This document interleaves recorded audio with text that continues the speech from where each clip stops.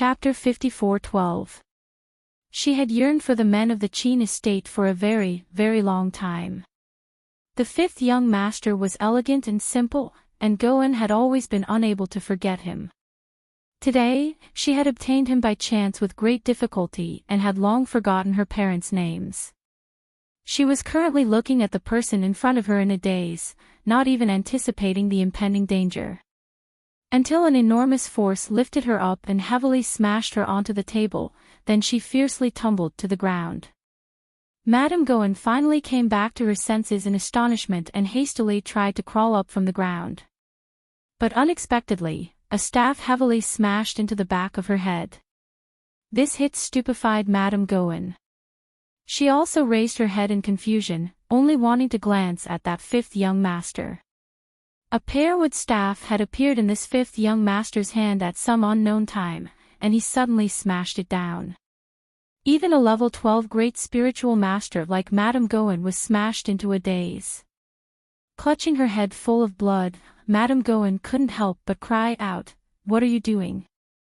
Qin Xiu looked at her expressionlessly and suddenly reached out to grab her by the throat, his handsome face covered in a malicious expression. It was truly traveling far and wide in search of something, only to find it without any effort. He had wanted to kill this bitch for a very long time. Now that she had delivered herself to his doorstep, how could he not make a move? On the other side, Madame Goen felt her throat tighten as she stared incredulously at the man in front of her. She opened her mouth, but was unable to spit out a word. How was this possible? When they met at the banquet a while ago, this fifth young master was still an ordinary person without any cultivation. But now, how could he suddenly clamp down on her? What was even more laughable was that she, a grand level 12 great spiritual master, actually couldn't break free from the hands of this ordinary person. This was simply the biggest joke in the world. Madame Goen did her best to inhale and exhale as she stammered, You, let go, I have something to discuss. Who would have thought that fifth young Master Qin would actually smile at her? That extremely cold expression actually had a near-fatal attraction, causing Madame Goen's struggling movements to involuntarily stifle. Do you think I'm still that pitiful little thing from before that you can do as you please to me? Qin Xiu's fingers tightly clutched Madame Goen's neck as he sneered, You no longer exist. That lowly, pitiful, coward of her already completely no longer existed. Soon, this matter would be resolved. All the humiliation and unbearable humiliation that this slut had brought upon him would eventually become a thing of the past. Goen, you will die in a different way. It will definitely be unforgettable. No, you can't kill me. I am Glory City's City Lord's adopted daughter. I am the current empress. Madame Guo's voice suddenly stopped and she suddenly let out a miserable howl. The fifth young master had actually used an extremely cruel method to create this pair of hands. Goen was in so much pain that he couldn't stop trembling. He was on the verge of collapse. But then she heard that devilish voice ring in her ear. Didn't you want to play with me? This is only the first step. Dong dong dong dong dong, dong dong dong dong dong. What happened? The old woman who was on night duty walked over from the drooping flower gate. She rubbed her eyes as she walked and glared at the young eunuch who was pounding on the garden gate in displeasure.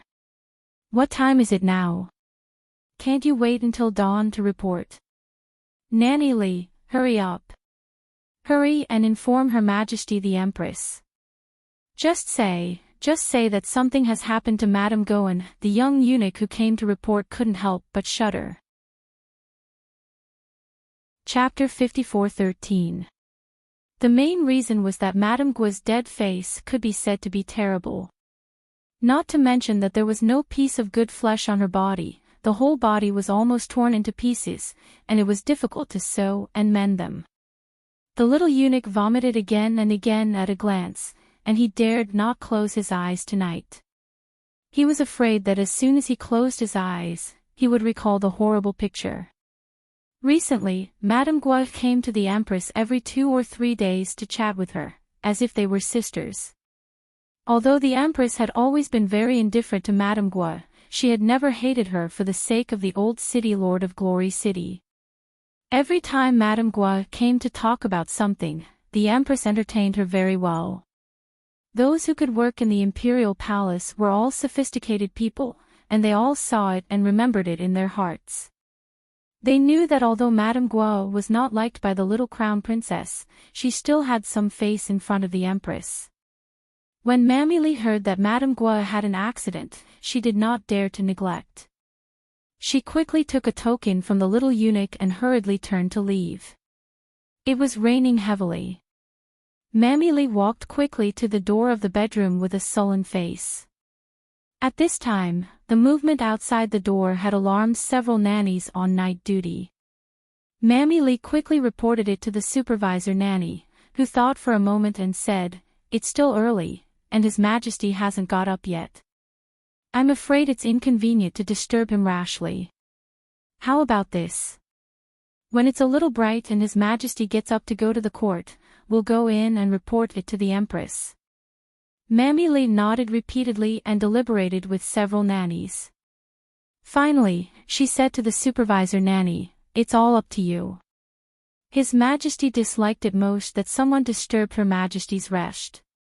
Even the matter of Madame Gua was certainly not an important matter in His Majesty's view, and he could not disturb the Empress at will. Several nannies stopped outside the hall and waited for the sound of rustling to come from the bedroom when it was a little bright. Then the supervisor nanny took the lead and knelt outside the hall to ask for an audience. Soon, the small door of the partition in the bedroom was opened from the inside. The head palace maid, Pearl, stood at the door with an indifferent expression and asked, "What is it?" Signaled by the supervisor Mammy Li hurriedly crawled forward a few steps and respectfully handed over a waste token. Replying to Miss Shinju, "There is a piece of news from outside the palace. Madame Goen was killed in her residence for no reason. The steward of Madame Goen's residence specially sent someone to report this to Your Highness." Jinju's eyes flickered slightly. She glanced at Mammy Li and said, "Come in with me."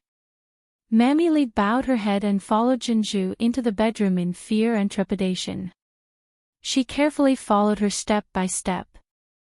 Just as he stepped into the hall, he stole a glance at the indistinct figure behind the curtain. She then heard a cold and low voice. "It's so early in the morning. Why did you disturb the Empress?" Mammy Li was so scared that her face turned pale. She quickly knelt on the ground and stammered, I deserve to die. There is a reason for this. There is a news outside the palace." Bai Wuxia helplessly pulled the man's clothes and said, "Why are you yelling at her? Go to work. Don't you have to go to court early today?" After that, he said softly to Mammy Li, who was kneeling outside the curtain and didn't dare to raise her head, "You don't have to panic. Just make it clear." Mammy Li was relieved and replied in a low voice. Chapter 54:14. Reporting to Nyang Nyang, the sky has yet to brighten today. The steward of Madame Goen's mansion hurriedly sent the news to the palace. Madame was killed in her home late last night. No one knows why she died. The steward was very vague and didn't make it clear. The emperor took back his leg and looked at Mammy Li, who was kneeling on the ground, in astonishment. He waved his hand, and a black shadow drifted in front of him. "Your Majesty. Go and see where the little bastard and his wife are now." Bai Wuxia helplessly twitched the corner of her mouth and glared at her husband with resentment. This guy said it in front of all the servants. Was his son shameless? The emperor touched his nose, rolled up his sleeves, and sat down beside the empress. He told Jinju, "Serve the meal. I'll accompany Wuxia to eat before leaving." Jinju responded with a smile and quickly left to serve the breakfast. Mammy Li knelt there with cold hands and feet. She didn't dare to raise her head, and her heart was beating fast. The Empress's gentle voice came to her ears, "Mammy, get up. Don't panic. Go and bring the person who sent the message here. This consort wants to ask him a few questions." "Yes, yes." Mammy Lee breathed a sigh of relief in her heart. When she stood up, she found that her legs and feet were a little weak. Mammy Lee quickly stabilized her body, bowed, and pushed out the door. Soon, the little eunuch who delivered the message was brought to the Emperor and the Empress. At that time, the two had just had breakfast. Bai Wuxia whispered to the Emperor to hurry up and do the business. However, the man had to stay here and wait for the secret guard to bring the news back. The Empress felt a little helpless, but she couldn't say anything in front of outsiders. She just glanced at him secretly. The little eunuch trembled as he repeated what he knew. This servant deserves to die. This servant went to the Ministry of National Security to take a look at Madame.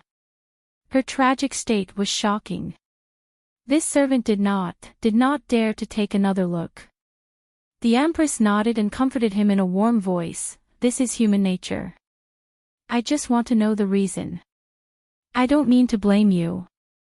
You don't have to panic. Get up." The little eunuch was flattered and nodded repeatedly.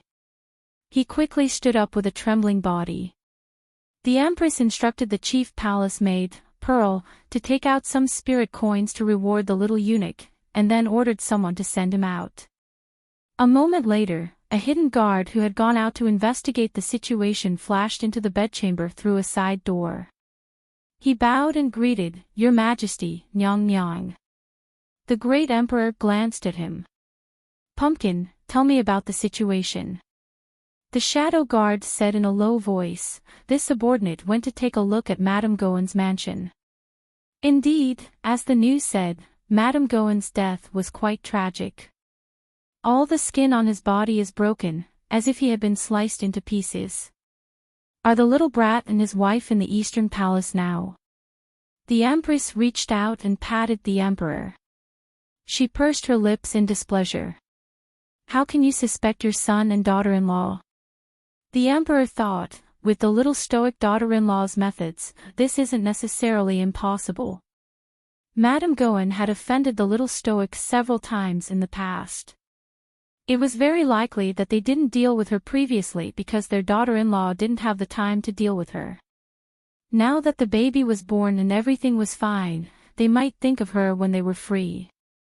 Shadow Guard Pumpkin glanced at the great Emperor with an awed expression. He then respectfully replied, "Your Majesty, the Crown Prince left the city in the middle of the night yesterday with the Crown Princess and headed to East Peak Mountain in the western suburbs. They haven't returned to the palace yet." "What?"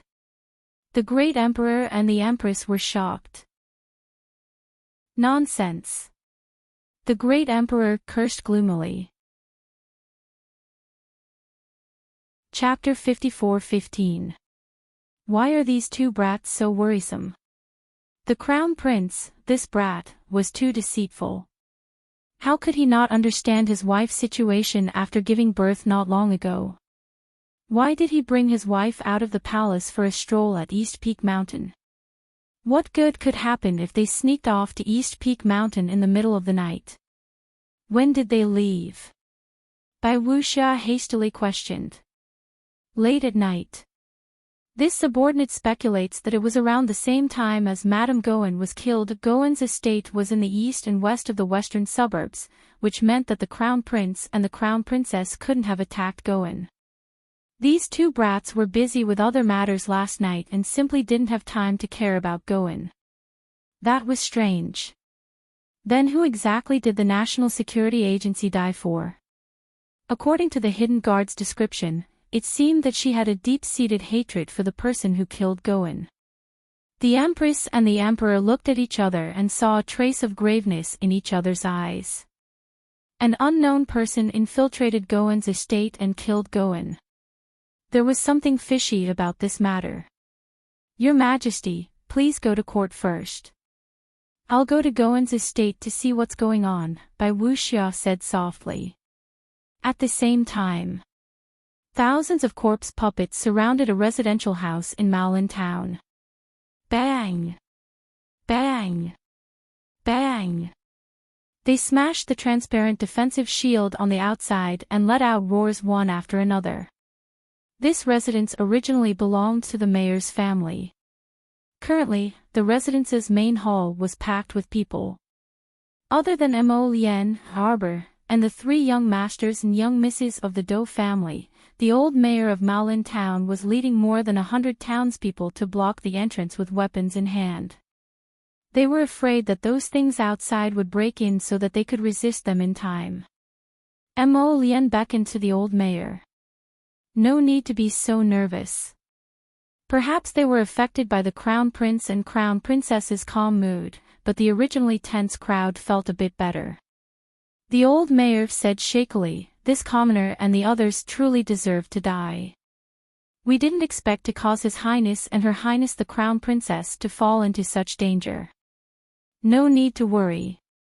The little stoic crown princess comforted him. She had reinforced the outside with dozens of defensive needle techniques. Within 6 hours, those things would not be able to break through the door. Besides, it wouldn't be difficult to bring these people away safely. They just wanted to clarify some things first. The old mayor continued in tears. Most of the townspeople in our town listened to Zhao Guang's nonsense and joined in. If it weren't for the two great masters of the Dou clan coming to remind us, we would still be in the dark. Dou Fengmian said with a cold face, "Tian Yun is really abominable. He used bright light to attract some innocent people into the organization and used them as test subjects for all kinds of drugs. I pity these innocent townspeople." Dou Fenghua sighed. By the time the Dou family found out, it was already too late. Most of the townspeople had already consumed Xiaoguang's improved medicine, becoming neither human nor ghost and beginning to mutate.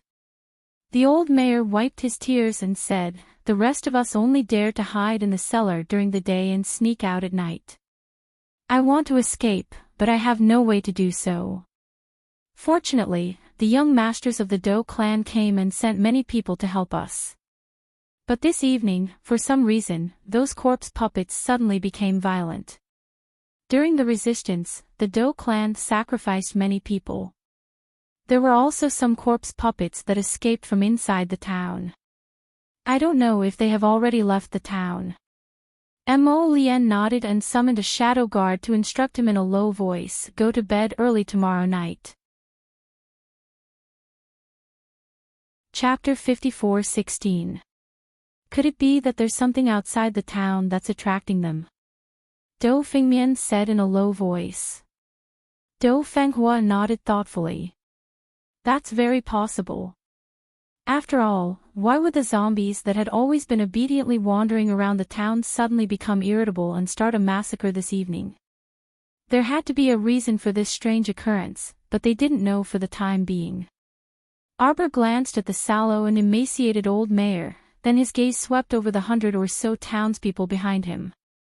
These miserable Malin town townspeople had been miserably deceived by the organization Bright Light. They originally thought that if they joined Bright Light, they wouldn't have to fear being bitten by zombies for the rest of their lives. Who knew that this organization itself was an organization of swindlers? They tricked them into joining Bright Light in order to use their families and friends as experimental subjects. Looking at their current dejected appearance like stray dogs, Arbor didn't need to think to know that many of their relatives and friends must have mutated into zombies. The old mayor of Malin town suddenly knelt in front of Arbor and Mo Lien with a plop and said in a tearful voice, "Your Highness the Crown Prince, Crown Princess. Please help us, the townspeople." He truly regretted his past actions now. If he had known that Bright Light was so vicious, he would have given these townspeople a warning even if he had to sacrifice his life. Those pitiful young children were transformed into corpse puppets, and they didn't even have the chance to refuse. This was all his fault. He hadn't dissuaded them and pulled them out of that fiery pit. Arbor signaled to the side with his eyes. Immediately, a hidden guard walked forward and single-handedly lifted up the sobbing old mayor from the ground. He shouted in a low voice, "Stand properly." The old man was so frightened that his legs went weak, and he stood there stiffly. "Don't worry, old man," Mo Lien said faintly. "We came here this time to eradicate this malignant tumor, bright light." The rumbling outside suddenly grew louder. It sounded like thousands of zombies were attacking a part of the defensive barrier with all their might. It was as if they were trying their best to break the defensive barrier in front of them within a few minutes. Yuba walked in, bowing to Mo Lien Arbor with a strange expression. "Crown Princess, Your Highness. The corpse puppets are organized in a well-trained manner and are launching a fierce attack on the defensive barrier in the south. If this continues, I'm afraid the defensive formation will be completely destroyed in less than half an incense stick's worth of time." The old mayor and others were so scared that their faces turned pale. They couldn't stop trembling. Could it be that they were about to clash with their friends and family? Over the past few days, they had watched their relatives and friends turn into zombies, walking corpses one by one. They felt extremely uncomfortable in their hearts. Now, they had to kill their own relatives and friends with their own hands. How could they accept this? Arbor glanced at them and asked, "Would you like to stay in the storage talisman for a while?" The old mayor and the others nodded repeatedly. Instead of letting them watch their relatives and friends die one by one in front of him, he was powerless to save them. It was better not to see, not to hear, not to think. Most of the townspeople were very willing to hide in the storage talisman. Seeing this, Arbor put the old mayor and the townspeople into the storage talisman. Something came up at the last minute. Tomorrow afternoon, around 4 o'clock. Chapter 54:17. The shouts and roars from outside traveled into everyone's ears. Sir Jojo and Prince Mo met each other's eyes. Mo Lien grasped her small hand and asked with a wink, "Wifey, are we going to charge out and fight?" The little stoic glanced at him and silently gave him a look that said, "You're a fool." Prince Mo was taken aback. He then glanced at his wifey's small face and inexplicably didn't know whether to laugh or cry. What was going on? Wifey was looking at him like he was an idiot, right? Arbor was expressionless. His small hand darted out of his sleeve and abruptly released little Fatty and the others from the star domain. "We came out to stretch our limbs." The little stoic coughed lightly and said with a serious expression. In reality, it wasn't a good idea to be cooped up in the star domain all day long. If they cultivated there every day, they would become stupid from holding it in. So when she said that she let them out to fight or something, they should find it very interesting if they thought about it from other people's perspective. Besides, what kind of joke was this? Sir Jojo wasn't a fool like her husband. How could he foolishly walk out and allow so many zombies to besiege him? Ha! A group of people in the star domain would grow moldy if they had nothing better to do. It was simply great to come out and fight. As expected, when Qi Xian and the others heard this, their spirits were instantly roused. Fighting and stretching their limbs were what they liked the most. On the other hand, the Dou family's third miss, Dou Fengqi, who was standing on the side, couldn't help but flash her eyes. She whispered sourly, "The crown princess is truly extravagant. She packed so many helpers in her portable spatial spirit tool." The Dou family's eldest young master, Dou Fengmian, knitted his brows and glared warningly at Dou Fengqi. This third sister had always been a fussy person. Back on Seacone Planet, she had clashed with the little crown princess several times. Fortunately, she was just a little girl's jealousy, so it wasn't a big deal. Moreover, as she grew older, third sister's temper had slightly curbed. Eldest young Master Dou warned her because he didn't want third sister to make a mistake again. She didn't want third sister to listen to that strange muttering. Today's crown princess is not someone she, a little girl from the Dou family, can make up nonsense at will. Presumably, Dou Fengqi also knew that she had said the wrong thing. As soon as she finished speaking, she tightly shut her mouth. On the other side, Qi Xianxian and the others were released by Arbor. As soon as Mata left the star field, he could not help but rub his fists together. He said with a smile, "Jojo, have you dealt with those outside?" Arbor nodded. "They've all turned into zombies. Hurry up and put on your armor." "All right." Everyone took out a complete set of protective armor from their inner worlds and equipped themselves from head to toe. Qi Xianxian wielded her purple light treasured sword while Ko Hongwen carried his double-headed hammer. The couple stood at the very front and grinned. "Let's go. Clean up those outside." Arbor thought for a moment and could not help but frown slightly. He paused and said, "Pay attention to your own defenses. If you can capture them alive, keep a few to test the reaction of the antidote." However, he didn't know if the second stage of the antidote developed by Huang He and the others would have any major effect on these people who had completely transformed into zombies. After all, strictly speaking, they were already considered dead. The second stage of the antidote developed by Huang He was only effective on some injured living bodies. "Don't worry, Jojo." Qi Xianxian raised her small hand wrapped in armor and waved at Arbor. Chapter 54:18. When Dou Fengmian and Dou Fenghua saw this, they hurriedly said, "We'll go help too." Then, they turned to look at their third sister, Dou Fengqi, and walked out with Qi Xianxian and the others. Although Dou Fengqi was unwilling, she did not dare to refute her brother's words. She stole a glance at Arbor and followed them out with a drooping mouth. Once they walked out of the door, a gust of wind blew. A rotten stench mixed with the wind blew straight at his face. Through the defensive array, they could see over 1,000 strangely shaped zombies blocking the door. One after another, they dug at the defensive barrier, making continuous thumping sounds. Qi Xianxian hooked her finger at Little Fatty and whispered into his ear. Little Fatty Ko Hongwen nodded and turned to wave at Ma Ta.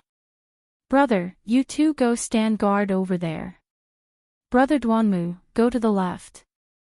Xianxian, open a door on the defensive barrier later and let them in." When Dou Fengqi was inside, she always wanted to diss Arbor. Now that she was out, she did not need to care about the crown prince anymore. She suddenly mocked, "Open a door." "Open what door? This defensive array can't hold on much longer. If you dig another hole in the middle, you won't be able to defeat those zombies one by one. If the defensive barrier collapses when the ones outside swarm in, it will be too late." Qi Xianxian and the others completely ignored her. After discussing among themselves, they nodded and went to stand at their respective positions. When Dou Fengqi saw this, she could not help but make her presence known. "Hey, didn't you hear what I said? Third sister." Dou Fengmian glared at her warningly. Dou Fengqi was gloomy and shut her mouth in embarrassment. For the crown prince's sake, Big Brother told her to restrain herself from dissing the crown princess. However, these people were merely some of the crown princess friends. What was so bad about dissing them? Big Brother was too careful. In any case, their Dou family was not a small family in the Divine Continent. She was the third miss of the Dou family branch, so why couldn't she say a few words? And what she said wasn't wrong. The defensive barrier was already on the verge of collapsing. If Qi Xianxian and the rest continued to act recklessly, it was only a matter of time before it collapsed. Under the pressure of so many corpse puppets, everyone might not be able to bear the consequences. The corners of Dou Fengqi's mouth drooped as she looked coldly at the backs of Qi Xianxian and Little Fatty. His eyebrows suddenly twitched. The two of them moved nimbly and jumped forward without saying a word. The double-headed hammer in little Fatty's hands smashed a hole in the defensive barrier in front of him. Qi Xianxian, who was standing beside little Fatty, hurriedly threw out a defensive talisman to reinforce the defensive barrier. In the blink of an eye, a zombie bearing its fangs and brandishing its claws jumped into the hole with a bang. Kill! Qi Xianxian raised her hand and commanded.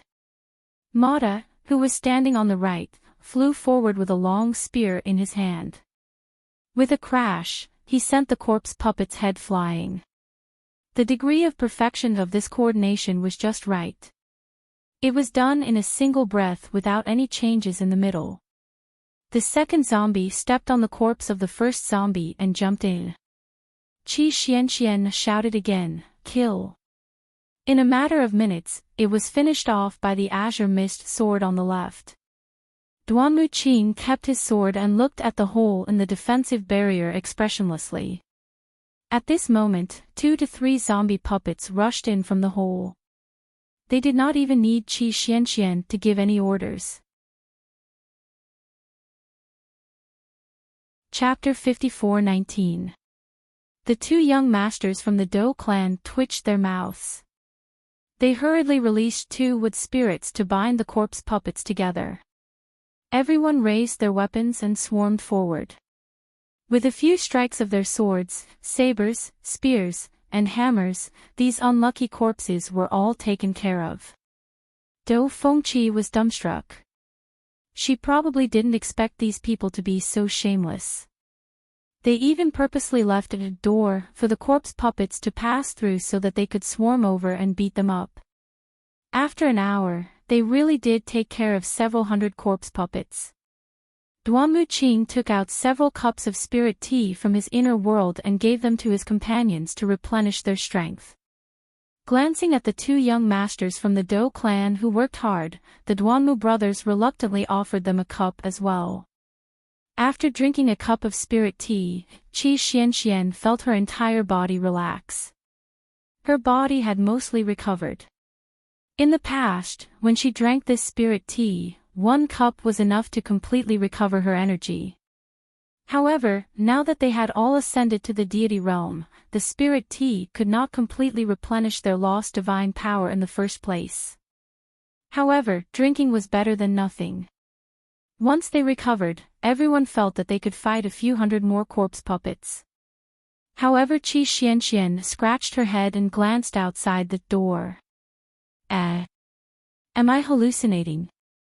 Why do I feel that those things aren't stupidly squeezing in? It's not a hallucination. After drinking a cup of spirit tea, young Master Dou's energy recovered quite well. He instantly looked at the Duanmu brothers gratefully and hurriedly said, "These corpse puppets aren't coming in." Preposterous. Qi Xianxian let the 2 hidden guards clean up the corpse puppets. When she said clean up, she meant to melt or burn those rotting corpses on the spot. Otherwise, with several hundred corpse puppets blocking the door of the defensive barrier, how could they attract other corpse puppets in?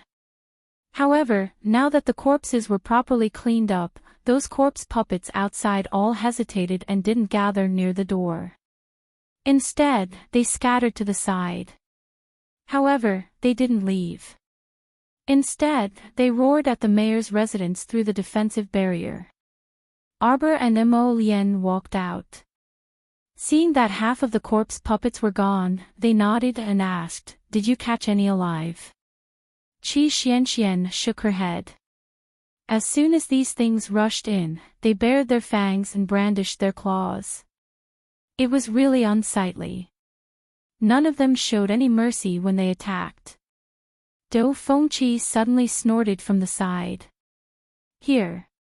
He stretched out his leg and kicked something covered in rotten flesh in front of them. This person's original appearance could not be seen at all.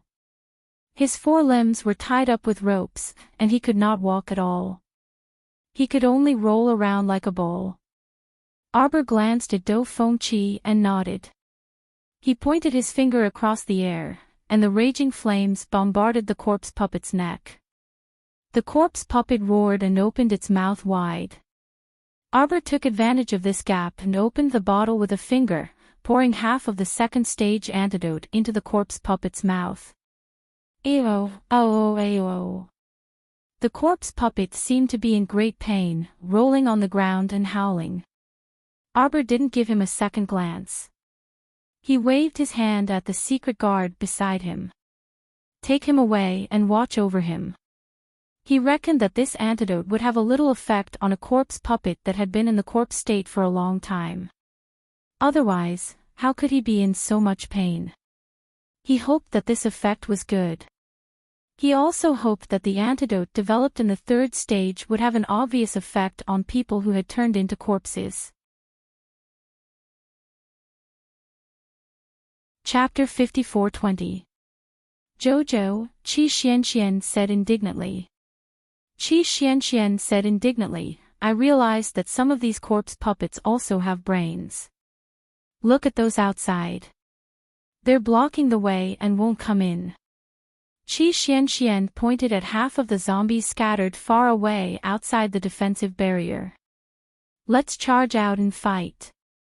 Arbor muttered to herself for a moment before helping them inspect the defensive armor on their bodies. She nodded and said, these zombies must be completely cleaned up. If one were to be released, it would only harm more people outside. The Crown Prince had instructed the hidden guards to do this, so they naturally stepped up their efforts to check if there were any zombies that had charged out of this village. If they weren't careful and zombies broke into their residences, then it would be a very troublesome matter. There were only a few hundred zombies left, so it wasn't a difficult task for everyone. At the young Crown Prince Consort's signal, everyone ran out like a swarm of bees. Dou Fengqi harumphed and jumped outside with everyone, following Qi Xianxian and the others into the zombie horde. Arbor and Mo Lian followed them out, occasionally kicking the zombies that pounced in front of them and sending a beam of divine power over to rescue Dou Fengqi, who was besieged by several zombies. He took a leisurely stroll outside the house.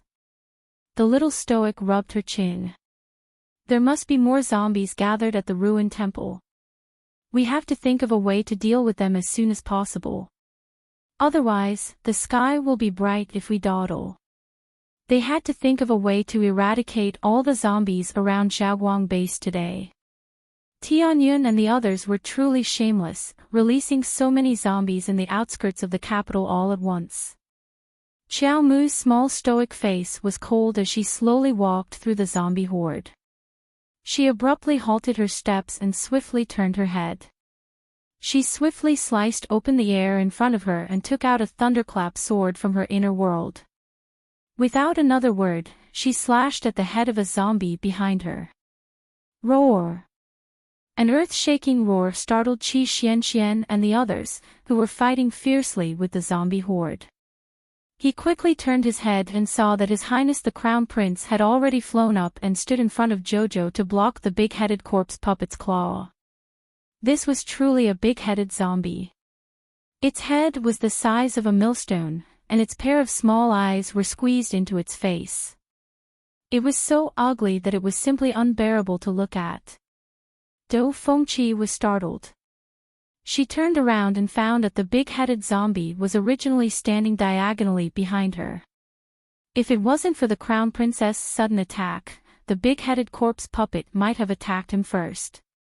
Dou Fengqi's face immediately turned pale, and she couldn't help but take a few steps back. I say, how can there be no leader among the zombies? Arbor coldly muttered to himself. He stretched out his hand to touch the lightning on his sword and casually threw it over. The thunderous explosion landed on the big-headed corpse puppet's body. The corpse puppet let out two angry roars as it was struck by the lightning bolts. However, it didn't fall and remained standing upright. He suddenly moved. His swift speed was almost comparable to a bolt of lightning. The big-headed zombie's crawling movements didn't resemble that of a human. Instead, it resembled an animal like a leopard. Its four limbs were on the ground, and its movements were extremely swift. In the blink of an eye, it arrived in front of Arbor and clawed at her leg. Mo Lian sneered. Without waiting for Arbor's sword to land, a burning black flame landed on the big-headed zombie's claw. With a whoosh, the flames suddenly burst out. Chapter 54:21. The big-headed corpse puppet was suddenly attacked by the black flames. Its entire claw was engulfed by the black flames. It howled and trembled uncontrollably. Arbor looked at him in surprise. Logically speaking, as a walking corpse puppet, it shouldn't be able to feel anything. Therefore, the trembling of his body should be it was instinctively afraid of the purest black sacred flames in the world. Mo Lien didn't have any intention of talking to it. Her black flames had reached perfection, and every move she made was a death sentence. Xiaoguang didn't know how many corpse puppets had gathered at the ruined temple base. Hopefully, the situation wasn't too bad. As Xiaomu thought this, she saw Mo Lien draw out a heavy raven moon and send the big-headed zombie's head flying with a swing of his sword. The rest of the corpse puppet's body flickered in and out of existence in the black flames for a while before it finally turned into a pile of ash and disappeared. At the same time, Hades' Ba led thousands of secret guards into the thatched forest and gathered near the group. Arbor glanced at them and quickly ordered Qi Xianxian to take out the protective armors from the storage talisman and distribute them to everyone. This is only a small portion of the corpse puppets. There might be more inside, Mo Lien said softly. Wear the protective armors on the ship. Protect yourselves as much as possible. Give it your all. For the safety of the imperial capital, we must fight to the end. The secret guards raised their arms and roared a few times. Then, they followed the crown prince and crown princess and ran towards the back of the hill outside Maolin town. The ruined temple was right in front of them. It was already daybreak. This was also Arbor and Mo Lien's arrangement. They deliberately avoided the dark night and waited at the entrance of the town for the entire night before taking action at dawn. The situation inside the ruined temple base was unknown. They needed to be fully prepared. Protecting the lives of the people was indeed the most important task. However, the thousands of secret guards and soldiers who came with them couldn't lose their lives for nothing. Everyone followed the crown prince and crown princess and ran all the way to the ruined temple at the back of the mountain. They slowly came to a stop a few hundred meters away from the temple. Half of the red sun was shining on the horizon, and a faint red glow of dawn was gradually spreading out over the mountains and plains. In Arbor, Mo Lien led her group of companions and the secret guards to the back of the hill. They looked at the empty and ruined temple in front of the door with solemn expressions. Xiaomu said hesitantly, "There's actually not a speck of a zombie here." With such an abnormal situation, everyone knew that there was definitely something fishy going on. A gust of cold wind blew in his face, and he felt that the surrounding atmosphere was a little gloomy. Dou Fengqi could not help but raise her hand to rub the tiny goosebumps that appeared on her arm. She forced herself to calm down and said in her heart, "I think there should be something strange about this damned place. It's better to be cautious." Dou Fengmian nodded and turned to look at the crown prince and crown princess. "I'm afraid it's inappropriate for the two of you to rush in like this. What do you think?" Arbor glanced at her husband and even hinted at him with her eyes. Mo Lien couldn't help but laugh. He patted his wife's head in passing and released two golems, coldly giving them an order. These two golems were Fan Chioha and Fan Gu, who had their souls extracted and transformed. Like Luigi, the two of them had been turned into golems by Mo Lien using extreme methods. The more dangerous and difficult the place was, the more they would be forced to go and suffer misfortune. Chapter 54:22. By now, Mo Lien had already ground away the last strand of consciousness that these people had left. Currently, they were wrapped in copper skin and turned into mechanical puppets. Like walking corpses, they only obeyed their master's orders. These two mechanical puppets weren't slow, and one of them jumped all the way into the rundown temple. Arbor looked up and asked absent-mindedly, "What happened to Fan Gu's leg?" "Who knows?" Mo Lien also looked indifferent. "She probably hurt herself when I sent them out to do something last time." "What an idiot. She can't even handle such a small matter." Qi Xianxian and the rest were a bit puzzled, and they silently glanced at the Crown Prince. From what they knew, the Crown Prince had made many mechanical puppets, but he seemed to treat a few of them rather badly. The big treasure he gave Jojo was noisy all day, but the couple didn't seem to dislike it. How would they know that there really was a knack for this? Lu Yizhi and the rest were truly mechanical puppets that had been refined into human puppets. They were neither alive nor dead and had suffered all kinds of pain and torture until now. Arbor had only asked casually and nodded when he heard the Crown Prince's words. The group quietly waited outside the rundown temple for news. After Fan Gu and Fan Chioha, the two mechanical puppets, went in, they didn't move at all. Half an hour had passed as the sun rose high in the sky. Mo Lien couldn't help but frown. So useless. Arbor nodded and released several poison-tailed butterflies with a wave of his hand. He let the little butterflies go in to take a look first. They were small and didn't attract too much attention when they flew in from the corners. The main reason was that it was completely empty outside, which was a little surprising. They originally thought that the inside and outside of this rundown temple would be completely surrounded by zombies, but unexpectedly, not a single zombie could be seen. It was indeed very strange. After a moment, Arbor received information from the poison-tailed butterflies. "There's no one inside." Arbor turned to look at Mo Lien, who was standing beside him. "Fan Gu and Fan Chioha, those two things, are also gone." Two such large mechanical puppets had inexplicably disappeared without a trace. This situation made everyone even more vigilant. What did this mean? This meant that there was definitely a powerful force hidden in this dilapidated temple. The two mechanical puppets were quietly dragged to an unknown place. There was definitely something strange going on in the depths of this dilapidated temple. Arbor glanced at the dilapidated temple and snorted coldly. She exchanged glances with her husband, who turned to look at her. The two of them nodded at the same time. Arbor raised her hand and 3 spirit stone cannons appeared beside her. A few hidden guards swiftly went up. Under the young Crown Prince Consort's nod, they loaded the spirit stones one by one and pushed the spirit stone cannon 100 meters forward. He suddenly turned the muzzle of the cannon, and after a few rumbling sounds, the entire door of the ruined temple was blasted flat by the spirit stone cannon. The temple door was wide open, and a burst of smoke rose from all directions. The earth and rocks in front of the door had completely collapsed, revealing a large, dark hole. Looking in from here, he could see that the stone floor of the ruined temple had been bombarded by the spirit stone cannons. There were several rows of holes, and there were faint flames floating out from them. Arbor raised her hand and waved it, sweeping away the faint smell of smoke in front of her. "Continue." Mo Lien looked at the entrance of the ruined temple and calmly gave the order.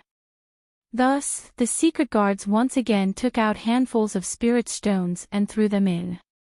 The muzzle of the cannon was aimed at the earth and brick walls on both sides of the ruined temple. Qi Xianxian and the others couldn't bear to look at it. Chapter 54-23. This couple was truly the same kind of pit. How could the dilapidated temple, which was already on the verge of collapse, withstand this kind of devastation after several rounds of bombardment from the spirit stone cannons? A loud boom came from afar.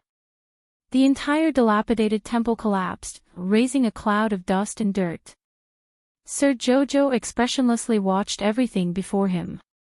After waiting quietly for a while, the commotion over at the dilapidated temple gradually calmed down. She then pulled along Jojo's lotus and strolled forward.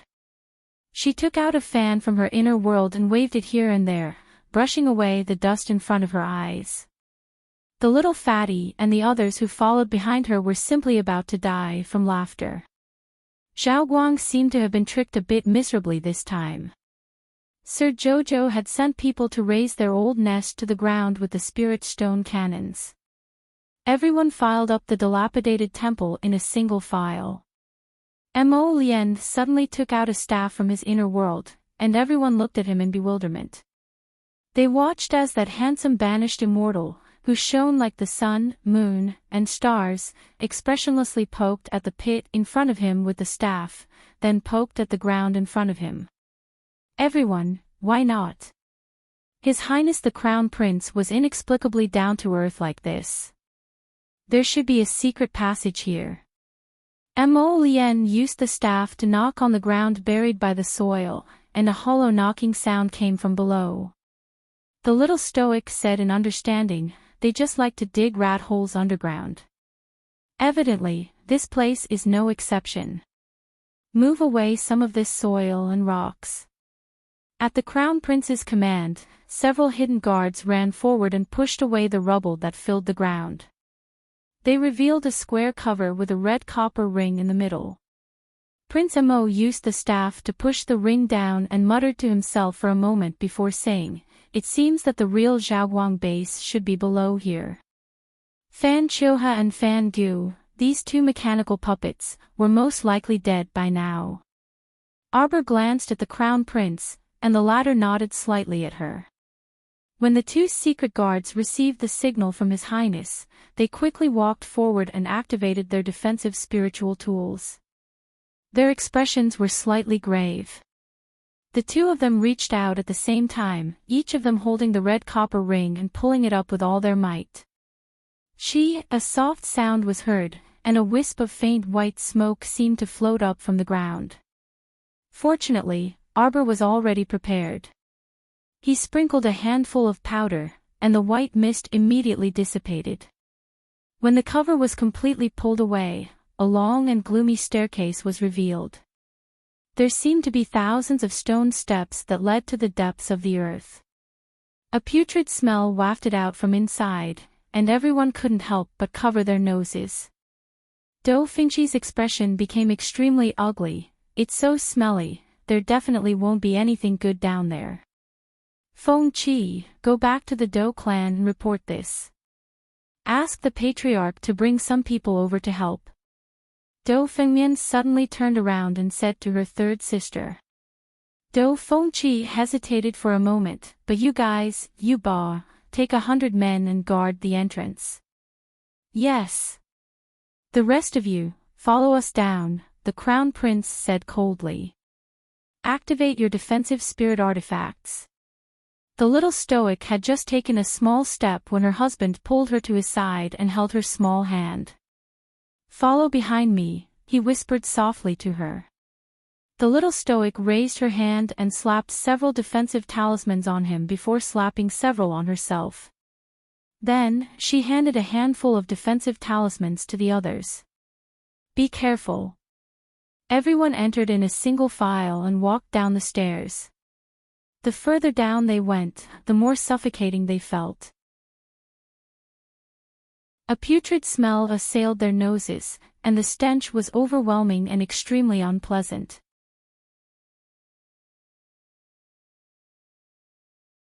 Chapter 54-24. Qiao Mu and the others hastily and stealthily blocked off their 5 senses, repelling that suffocating stench. Qi Xianxian subconsciously held on to little Fatty's arm and followed him down a few hundred steps. The group in front of them suddenly stopped. Qi Xianxian and the others immediately prepared themselves for battle. They raised their vigilance and focused their attention on the front. They saw that the stairs were winding down, and there seemed to be no end in sight. However, Arbor stopped and took out a dozen bottles of medicine to give out a round of pills. "The poisonous fog here is thicker. Take the medicine first before going down." Hearing this, everyone nodded and passed the pills one by one. Everyone took an antidote in advance. Then, the group followed Arbor and Mo Lien down the stairs. After about half a quarter of an hour, the group saw various stone sculptures appear at the end of the long staircase. They thought to themselves that they had probably reached the end of the staircase. As expected, when Arbor saw the harpy sculptures that represented the existence of heavenly luck, he knew that they had finally found the proper entrance to the base. Xiao Mu stumbled when she stepped on something round and bulging. She hastily grabbed Mo Lien's arm and steadied herself. The two of them looked down at the same time and saw a pitch-black metal arm scattered on the ground. Mo Lien frowned and looked down. It's half of Fan Gu's elbow. Arbor raised his delicate eyebrows. It seemed that it was just as Jojo's lotus had predicted. Fan Gu and Fan Chioha, these two little puppets, were probably completely done for. What a pity. Sir Jojo smirked mockingly. There were thousands of sufferings in life, and they had not experienced all of them yet. The two of them walked along a stone path that flickered with fire. They saw that there were sculptures of harpies in various poses on both sides of the path. Two half-opened stone doors stood in front of them. Mo Lien's footsteps paused as he exchanged glances with his wife beside him. The two of them looked up at the stone doors. There were two neat rows of words carved on them. If you want to change this world, you have to change yourself first. Little Fatty looked up at the stone carvings and could not help but snort. This leader of heavenly luck is quite arrogant. Every time he opened his mouth, he could change the entire world. It seemed that he was acting like a savior of the world. Arbor was about to step through the stone doors when he suddenly felt a grip on his wrist. He was pulled behind Mo Lien. At the same time, dozens of dirty zombies suddenly came out of the stone doors and pounced on them without a word. A few of the secret guards leaped up swiftly and blocked the crown prince and his wife's path to face the dozen or so zombies. In the blink of an eye, the two sides were on the verge of fighting. A few of the secret guards were slightly more aggressive. They slammed the corpse puppet against the stone door, causing two dull thuds to ring out. The stone doors suddenly swung open to both sides, as if attracted by a huge force, and heavily stuck to the walls on both sides. Arbor turned his head and looked over. He could not help but be startled. A young man walked out of the stone doors.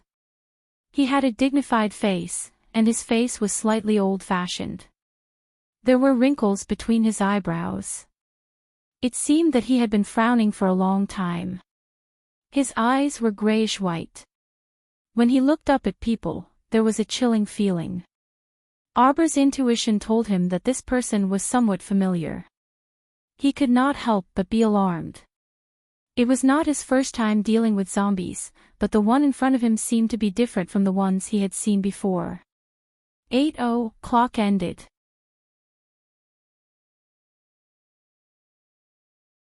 Chapter 54-25. Qi Xianxian involuntarily tightened her grip on the purple treasured sword. She was on guard as she stared intently at the person who walked out of the stone door. This ash-colored eyeball was intimidating, so it definitely wasn't a pure object. Little Fatty Ko Hongwen subconsciously walked forward and stood in front of Xianxian. He sized up this person with his beady black eyes and scratched his head.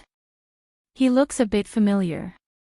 He indeed looks a bit familiar, Arbor inwardly thought. However, she couldn't recognize who this person was for the time being. Jojo reflexively looked at her husband for an answer. With her husband's photographic memory, he would definitely know who this person was if he had seen him before. Medicine King Island's young island master, young Master Wei Sui. Mo Lien's expression flickered, and she lowered her head to meet Arbor's eyes. He said softly, "Do you still remember, Jojo? We met him at the palace gates. At that time, this person was misled by Ni Hanji and came to make trouble for you."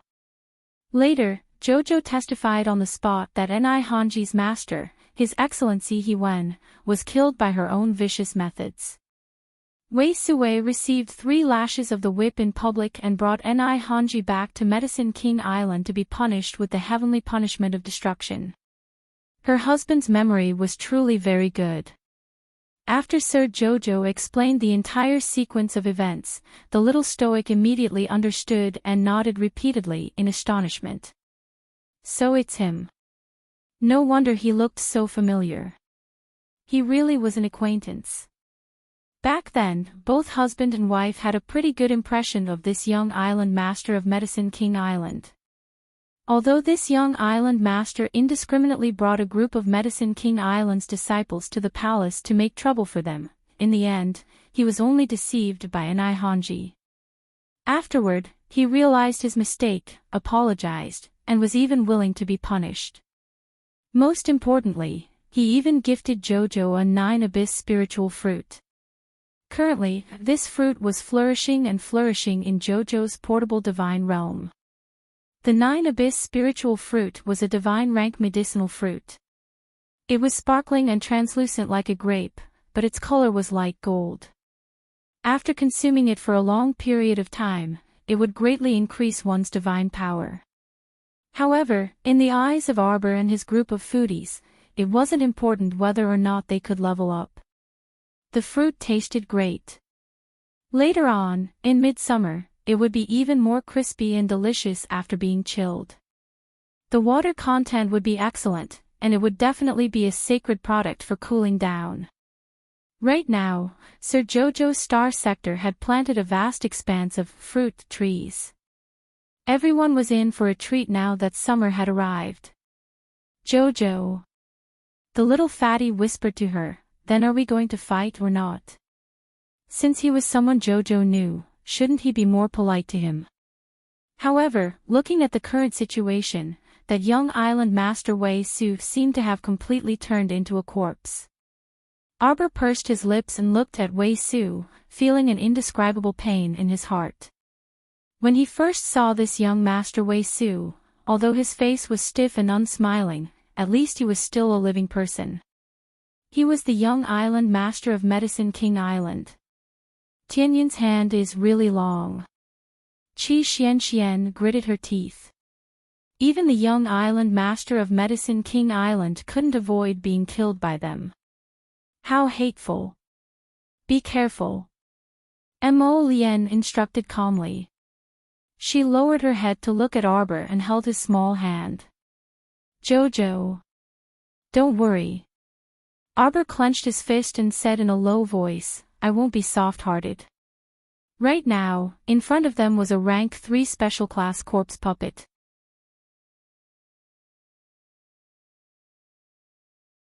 Chapter 54-26. This was no joke. If he slacked off a little, this special grade zombie might harm his family and friends. No matter how much she sympathized with this young master Wei Su, she couldn't be merciful to him. Since things had already come to this point, then Wei Su couldn't stay any longer. As the dignified young master of Medicine King Island, if he still had some sanity left at this time, he would certainly not want to become a walking corpse and be willing to become Tianyun's lackey. Xiao Mu turned her head to meet Mo Lien's eyes before giving him a slight nod. Mo Lien immediately opened her inner world and took out Raven Moon. Without any explanation, she thrust it straight at the neck of the young master of Medicine King Island. Wei Su's figure suddenly disappeared from where he stood. Everyone couldn't help but be stunned. Arbor jerked his head up and looked up. His scalp tingled slightly, and he subconsciously shouted, "Disperse." Wei Su had unknowingly moved to the top of the stone wall and suddenly swooped down with extreme speed, a claw directly tearing at the little fatty's head. Clang! In the blink of an eye, the little fatty took out a black pot lid from his inner world and quickly blocked Wei Su's claw. With Wei Su's claw, a crack appeared in the pot lid. The little fatty was so frightened that he hurriedly opened the pot lid to take a look and angrily cursed. This was a spirit tool he had plundered during his training. Although it was only a pot, it had been with him for a long time. Before he met Jojo and the others, when he was training alone in Shantian Prefecture, it was all thanks to this pot's accompaniment. But now, this pot's lid had cracked just like that, and it was even torn apart by that rank 3 zombie's claw. His heart ached for the little fatty. At that time, Mo Lien's crisscrossing sword energy had already reached Wei Su. When Wei Su's figure disappeared again, Arbor pursed his lips and immediately used the strand of time energy stored in his body. Wei Su's figure that was just about to disappear suddenly paused in the air for a few seconds. Until that sword chi ruthlessly hit his body. Wei Su's entire body was thrown out, and he slammed hard into the stone door behind him. Only then did he realize that he had been hit hard by someone.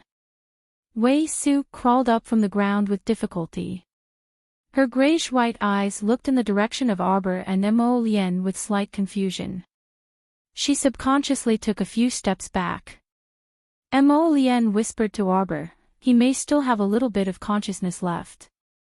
However, this weak consciousness was no longer of any use to Wei Su herself. Most of his mind had already been controlled, and his entire mind was probably in a muddled state right now. Arbor clenched his fists tightly, pursed his lips, and coldly looked at Wei Su, who was struggling to get up from the ground. Out of instinct, Wei Su felt that the two people in front of him were not to be trifled with. He had no idea what had just happened. Actually, Jojo had used that bit of time energy to slow down time for a few seconds. And it was during this period of delay that Crown Prince Mo cooperated exceptionally well, swiftly sending Wei Su flying with a hack. He had solved the little fatty's predicament, and also struck Wei Su hard. However, the young island master no longer felt any pain. After he got up from the ground in a daze, he raised his hand to support his broken arm and straightened it. Mo Lien couldn't help but narrow her eyes and look Wei Su up and down. She whispered to Arbor, "Be careful."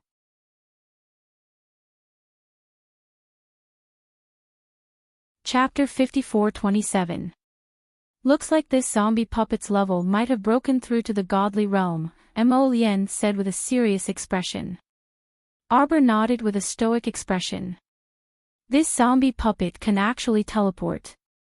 It's probably a new skill it obtained after becoming a zombie. Although the range of each teleport was not large, it was fast and could be used multiple times. At least from Arbor's point of view, this special rank 3 zombie puppet was comparable to a Mystique Venerable Realm expert in terms of movement and speed. Wei Su's cultivation level was definitely not low when he was alive. After becoming a zombie and going through multiple transformations, his current strength was not to be underestimated. The underground passage was narrow, so Arbor naturally could not use the Spirit Stone Cannon to bombard it. If the passage collapsed, he and Jojo's Lotus would have to eat a mouthful of dust. Just thinking about it was annoying. He's trying to run. The little fatty with a bowl cut suddenly shouted as he followed behind the two of them. Lu Yu and the others looked at him and could not help but facepalm. This guy had an iron pot lid on his head, which made him look rather comical. As soon as the little fatty finished speaking, Mo Lien grabbed Arbor's hand and ran toward the stone door. When the others saw this, they hurriedly followed and rushed into the stone door. This young island master probably left some brains. Qi Xianxian ran with the others and could not help but say, look at him, he seems to be afraid of the Crown Prince and Jojo. He's running away." Everyone wanted to laugh when they heard this. However, Xianxian's narration was quite vivid. The zombie puppet was running away. It ran in a crooked manner as if it was in a hurry. It looked like it really wanted to get rid of Mo Lien and Jojo as soon as possible. Unfortunately, those two were very difficult to deal with. They were the ones who tricked others all day long and were never tricked by others. It would be extremely difficult for the corpse puppet to break free from the two of them. "Husband, quick, use the spirit locking rope." Her husband had a spirit locking rope in his hand, so no one could escape. Her husband had taken it back from the 17th floor of the Tower of Punishment. After he had improved it many times, the current god-locking rope could probably lock up anyone below the transcendent god realm. Hearing this, Mo Lien hurriedly took out a black iron chain from her inner world and threw it out without saying a word. The chain was originally only the size of a palm, but after it was flung away by Mo Lien, it extended for about 100 meters with a whoosh. Like a lasso, it wrapped around Wei Su tightly in an instant. The pitiful Wei Su had been running forward when this ornament suddenly appeared on his neck. His body was dragged forward and his head smashed onto the ground, falling down. Arbor quickly stepped forward and added 10 gravity talismans to the corpse puppet without saying a word. Everyone watched as the zombie puppet, which had just gotten up, fell head first onto the ground with a thud. Arbor heaved a sigh of relief and hurriedly said to the secret guard behind him, "Tie it up and bring it back." She wanted to see if capturing Wei Su, a rank 3 special class zombie, would incur the wrath of the entire Tianyun Empire. The more they captured, the better. When the time came, they would deal with all these high-level zombies and see if they could extract anything useful from them to speed up the production of the antidote. Wei Su was completely incurable now, but perhaps in the near future, they would be able to save more Wei Su. Arbor clenched his fists and took a few steps forward. At this time, the group had already entered the stone door.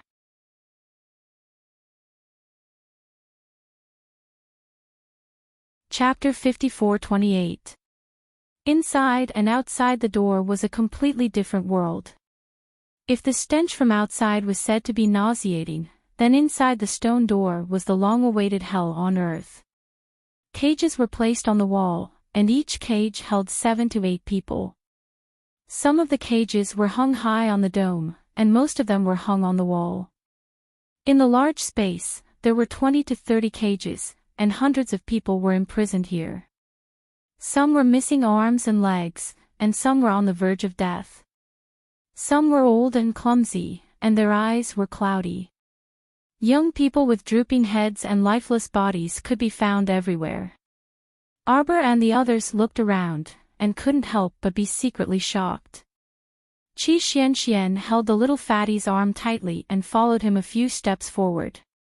She couldn't help but feel a little panicked. These people. Arbor's face was calm, and he reached out to release the old mayor. He said in a low voice, "Uncle, go up and identify them." The old mayor was already stunned by the scene in front of him. He shakily reached out and called out the names of the cages one by one. For a moment, he beat his chest and stamped his feet, and tears flowed down his old face. It seemed that the people imprisoned here were all Mausoleum Town residents who had recently been absorbed into the bright light and were undergoing continuous transformation. Arbor sighed slightly, and he felt a little melancholy in his heart. If these people could be a little more vigilant, perhaps the outcome wouldn't be like this. How could there be such a good thing in this world? The bright light took advantage of everyone's fear and used a holy fruit to deceive them into joining the bright light. Unfortunately, they didn't use their brains to think carefully. Even if the bright light really had holy fruits, would the number of holy fruits be enough for them to use? Would they be able to afford the cost of using the holy fruit? The old mayor suddenly fell to the ground and said with a mournful face, "Crown Princess. Can they be saved?" Arbor said with a heavy heart, "It's not clear yet. We need to let people check one by one to know. If they haven't completely turned into corpses, perhaps there is still a way to save them." The old mayor sat on the ground in a daze, and 2 lines of old tears flowed down his face. Mausoleum Town had more than 100 families, and everyone was very familiar with each other. There were more than 100 families in the town, and most of them were related by blood. Now, seeing all his relatives and friends become like this, the old mayor was filled with sorrow. Mata stepped forward and patted the old mayor's back. "Old man, let me help you sit over there for a while." The old man had suffered such a huge blow that his mood was on a roller coaster ride. He was afraid that he would pass out at any time. Mata helped him to a clean place to sit down. Arbor raised his hand and called several shadow guards over, whispering a few words in their ears. She turned to Mo Lien and said, "I'll let Huang He and the others take over here. See if you can help them." Mo Lien nodded. She was also in a bad mood. She pulled Arbor and walked towards Wei Su, who had fallen to the ground and was restrained by the spirit sealing rope. At this moment, Wei Su was tightly bound by the god sealing rope and was struggling with all his might. Seeing the two fiends walking over, Wei Su roared furiously and struggled against the god-locking rope that bound him.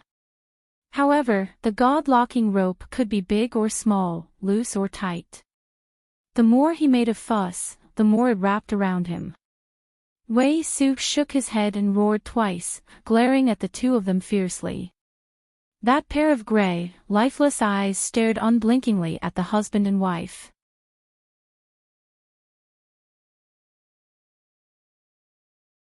Chapter 54-29.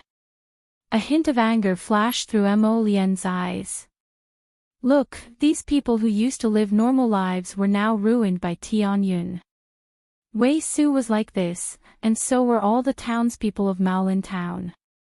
Just how many people was Tianyun going to harm before they were willing to give up? Roar! Wei Su let out a deep roar from the depths of his throat, and his limbs suddenly contracted. The god-locking rope also suddenly contracted around his body. Arbor raised his eyebrows slightly and stared at Wei Su's sudden bone-shrinking appearance. He hooked a stream of water spirit energy between his fingers. Could it be that the young island master of Medicine King Island also obtained a special ability before he turned into a corpse? Something like a bone-shrinking skill. She suddenly released a strong stream of water spirit energy towards the person in front of her. In the blink of an eye, Wei Su suddenly jumped up from the ground. He couldn't get rid of the god-locking rope binding his body. After all, the god-locking rope was a divine weapon made by Mo Lien. It could be long or short, big or small. No matter how his bones contracted, the god-locking rope couldn't possibly let him escape without Jojo's Lotus Divine Sense undoing it. However, Wei Su's current appearance was indeed a little strange. Although his body was bound by the god-locking rope, his hands became longer and turned outwards under the chains. His two deformed hands grabbed towards Arbor's neck. The water spirit that Xiaomu released was struck by the fire spirit that Wei Su flicked out, and the two spirits formed a powerful current in midair. Then, they separated upon contact, flickering and extinguishing like fireworks. Mo Lien frowned slightly. She flashed in front of Jojo and used her sword to knock away the deformed and elongated left hand that was rushing towards Jojo. Looking at Wei Su's left hand now, it was completely different from a normal human's hand. The collision just now was like hitting an iron plate. It was so solid that it was surprising. Mo Lien couldn't help but frown again and glanced coldly in Wei Su's direction. This Wei Su, after turning into a corpse, could still use the fire spirit box. It was indeed unexpected. Arbor also noticed this. Therefore, a rank 3 special zombie puppet was completely different from other zombie puppets. It was probably close to becoming a perfect zombie. Therefore, it was a little difficult to deal with it. Arbor tossed over several binding talismans. The light of the talismans flowed and formed a binding talisman array around the corpse puppet, firmly fixing it within. At the same time, Mo Lien flicked his wrist and wrapped the spirit-locking rope around his two arms. As such, the ends of the three god-locking ropes were held in place by the three young hidden guards. Even though Wei Su had immense strength after his mutation, he was still like a trapped beast, completely unable to move. Wei Su kept struggling and twisting his body, howling and screaming.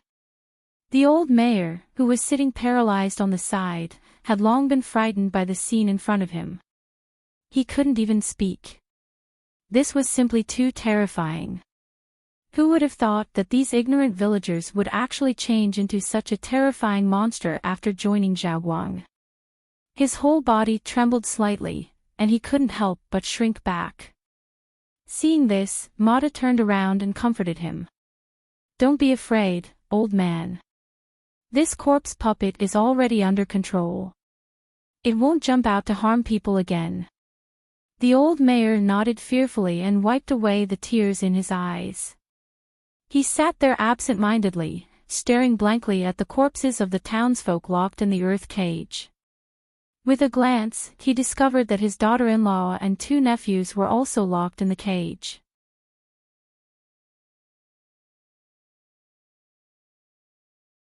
Chapter 54:30. Thinking of his young grandchildren asking about their mother's whereabouts, the old mayor couldn't help but cry. When his daughter-in-law went to Zhaoguang to ask for holy water, they all tacitly agreed. He didn't expect that his stupidity would harm his family and his 2 children, causing them to lose their mother's care. On the other side, when Huang He rushed over with the members of the Heavenly Pill Association, it was already half an hour later. This stone room had been slightly cleaned by the secret guards. They took down all the cages hanging on the wall. Now, the 20 to 30 cages were neatly placed in the stone room. The surroundings were illuminated by several fist-sized luminous pearls, making it as bright as day. Qiaomu walked up to greet Huang He and the others. She then pointed at Wei Su, who was bound by the 3 spirit sealing ropes. "It's a special class rank 3 zombie. We have already subdued him. Is Mr. Su here?" A middle-aged man quickly walked forward and bowed. "Greetings, Crown Princess." "Greetings, Your Highness." "Mr. Su, you don't have to be so polite."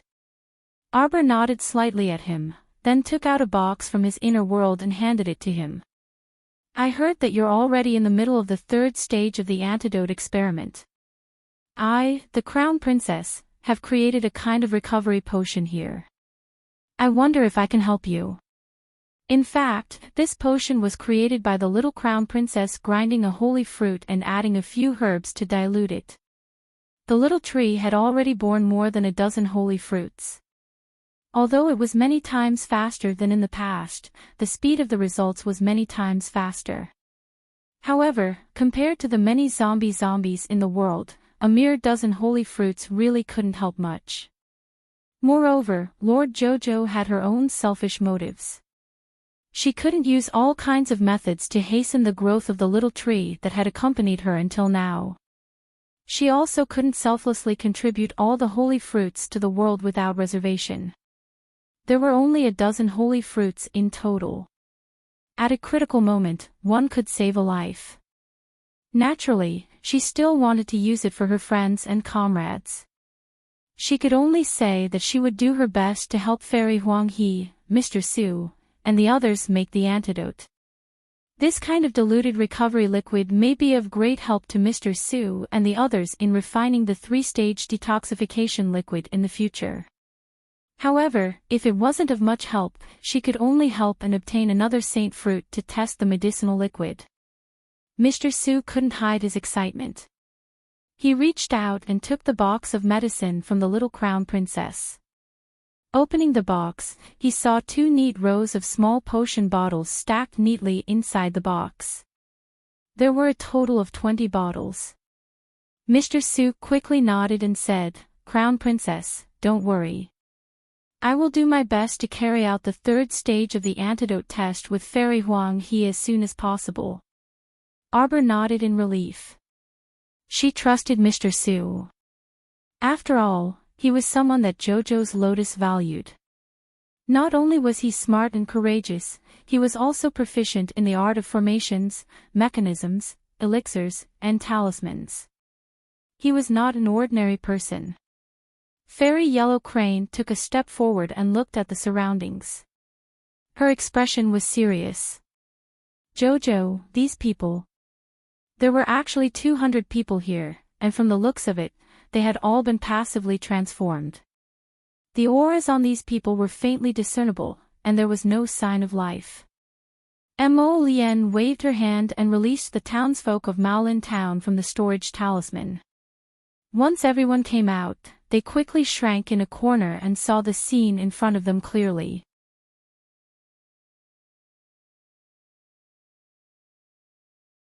Chapter 54:31. They wailed and wailed, looking like they wanted to approach the wooden cages but did not dare to. Mo Lien said indifferently, "You can go over and say your goodbyes. At least 90% of the people here can't be saved." He had only glanced at them indifferently. More than 90% of them were corpses. Only about 10% of them seemed to have the aura of living people. It was unknown if the antidote could pull them back. As soon as the crown prince said that, the townsfolk stumbled over and cried out in pain through the wooden cages. The scene of life and death parting made one's heart ache a little. Even though Arbor was used to such scenes, he still found it hard to bear. He turned around and sighed softly. Fairy Yellow he and company could not help but sigh as well. They looked sympathetically at the wailing crowd. If Tianyun had not been so ruthless and caused so much trouble, how could these townsfolk have lost so many of their loved ones in one night? Tianyun is too hateful. A young female alchemist clenched her fists in anger and could not help but shout. Huang he sighed and nodded slightly at a man beside him. "Are the carriages and horses ready? Move these cages onto the carriage and send them back to our experimental base first." Fairy Yellow he and Mr. Su had set up an antidote experimental base in the outskirts of Sovereign Capital. Now, all the things they talked about were related to that place. More than 90% of the Heavenly Pill Firm's members had gone to the base in the outskirts. Only 10% of the alchemists remained in the city to continue running the Heavenly Pill Firm. Although Yellow he sympathized with the townsfolk who were separated by life and death, he still had to finish what he had to do as soon as possible. If he could extract the corpse poison from these people as soon as possible, he could analyze it faster. It would further advance the development of the antidote. If these corpse puppets were to be graded, the corpse poison content of the special class corpse puppets was the highest. Just a casual touch could turn a person into a corpse in a matter of minutes. Under the persuasion of Yellow he and Mr. Su, the townsfolk finally walked out of the stone door while grieving and supporting each other. They watched as the wooden cages were moved out and placed on the carriage. The sound of the carriage wheels gradually faded into the distance. The townspeople of Maolin Town, from top to bottom, all had extremely blurry eyes. They knew very well that they would never see each other again after today's parting. Perhaps a few of them could be saved, but that was only a sliver of hope. His return was uncertain and difficult to find. Sir Jojo stood there with a cold expression as he watched the trussed-up Wei Su leave. He even ordered 10 hidden guards to follow him. After all, even though Wei Su had been subdued, his strength still remained. The safety of the people in the Heavenly Pill Firm naturally had to be ensured. Mo Lien saw her solemn expression and hurriedly walked up to her. She gently tugged at her little hand. "Jojo, don't be sad, okay? Everything will slowly get better. After we deal with the matters here, we will meet up with Duan Yu and the rest." At present, Duan Yu had already led his men to the vicinity of the kingdom of Qingzhou. According to his message, he suspected that the headquarters of the Heavenly Fate organization was most likely in Qingzhou. But that was to be expected. Qingzhou was located outside of Tsang Province and Ming Province, so it had always abided by the law and paid tribute every year. If it weren't for the sudden news of the Heavenly Fate organization being conquered, no one would set their sights on such a small kingdom.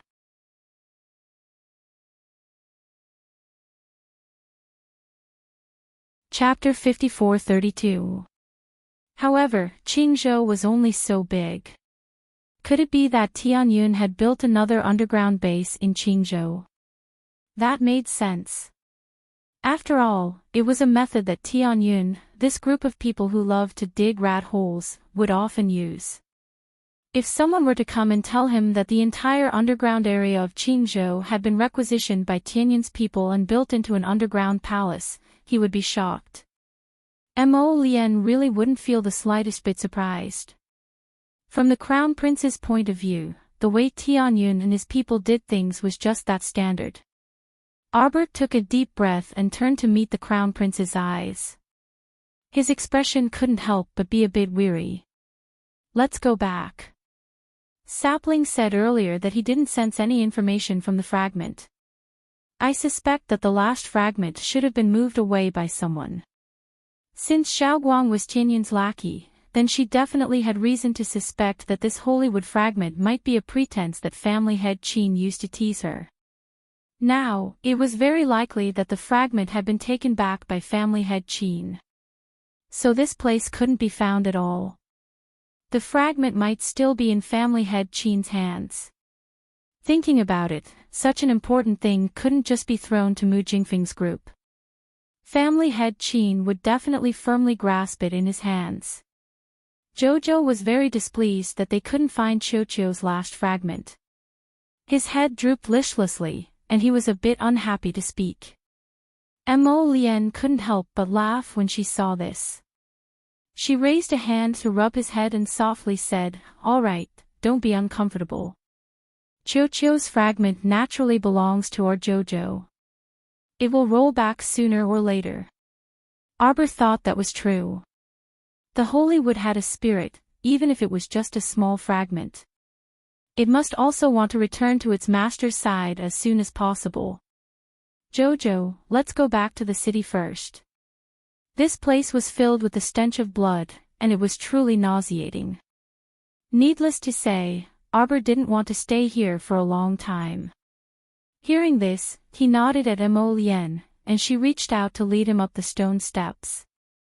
When the group exited the underground passage and finally returned to the surface, they couldn't help but exhale. Everyone couldn't help but let out a sigh of relief.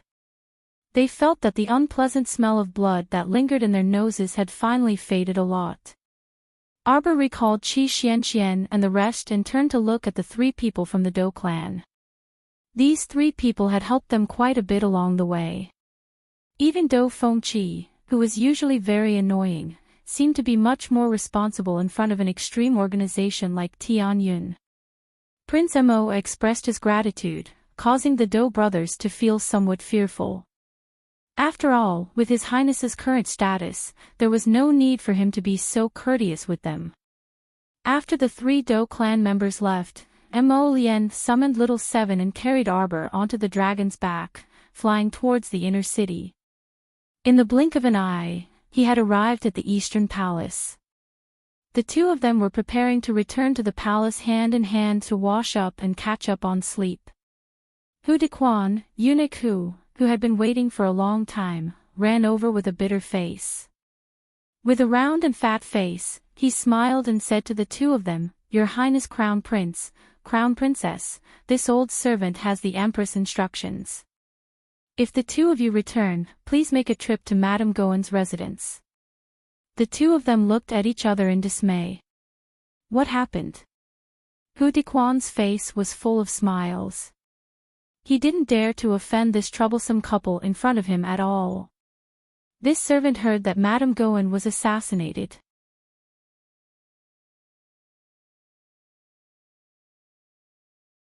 Chapter 54-33. The young couple looked at each other and saw a trace of disapproval in each other's eyes.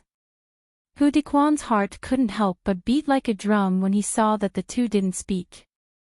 Eunuch Hu stealthily glanced at the two little fiends and said in a low voice with an obscure expression, "Your Highness, Crown Princess, if the two of you feel a bit tired and want to rest a bit before going, that's fine. This old servant can wait outside the door." Eunuch Hu wanted to burst into tears. Why did His Majesty and Her Majesty keep having him provoke these two little fiends? Couldn't they send someone else? Arbor cast him a glance, a bit perplexed as to why this old eunuch's expression was so rich. The little stoic said with a stiff expression, "Lead the way." Hu Dequan was taken aback, but he quickly agreed and repeatedly said okay.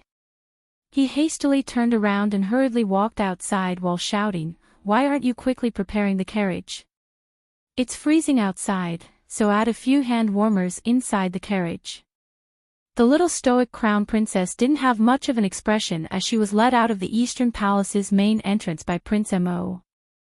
When they boarded the carriage, the little stoic asked icily, "Is it your emperor who suspects that the crown prince and I killed that madam of the Ministry of National Security overnight?" Hu Dequan almost fell head first onto the ground. He naturally didn't dare to reply and hastily shook his head while saying, "You're wrongly accusing me, Crown Princess.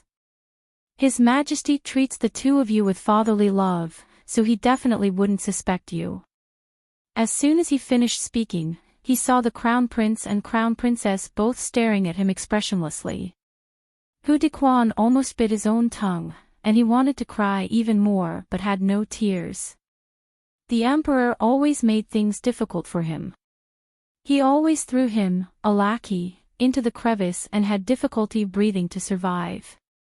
It was truly very sullen for him to always be pressured by the Crown Prince and Crown Princess and live a tight life.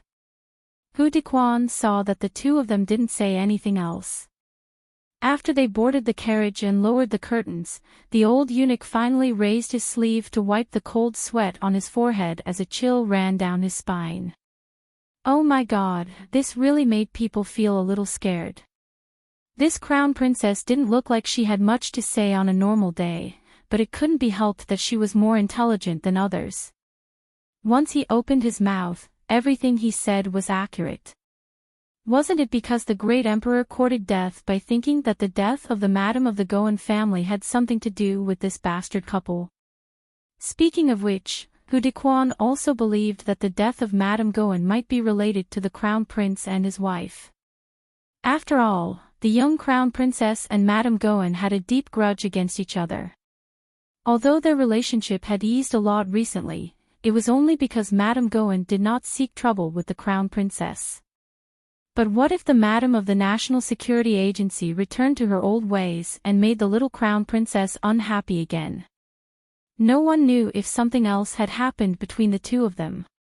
Speaking of which, after the Crown Princess returned from the River of Forgetfulness, it seemed that her days were not peaceful. Every day was extremely thrilling. Previously, the City of Shadows had just attacked them, but now, they had destroyed the entire City of Shadows with the power of lightning. Sometimes, Tianyun would make a move, and sometimes, the Qingzhou Kingdom would fall. Previously, the people of Zhaoguang were about to do something in the imperial capital, but later, they were arrested and imprisoned by the Crown Princess. The imperial court raided one house after another every 2 or 3 days, causing everyone to be in a state of panic. Everyone looked at the Crown Prince as if he was a fiend. Their days were miserable.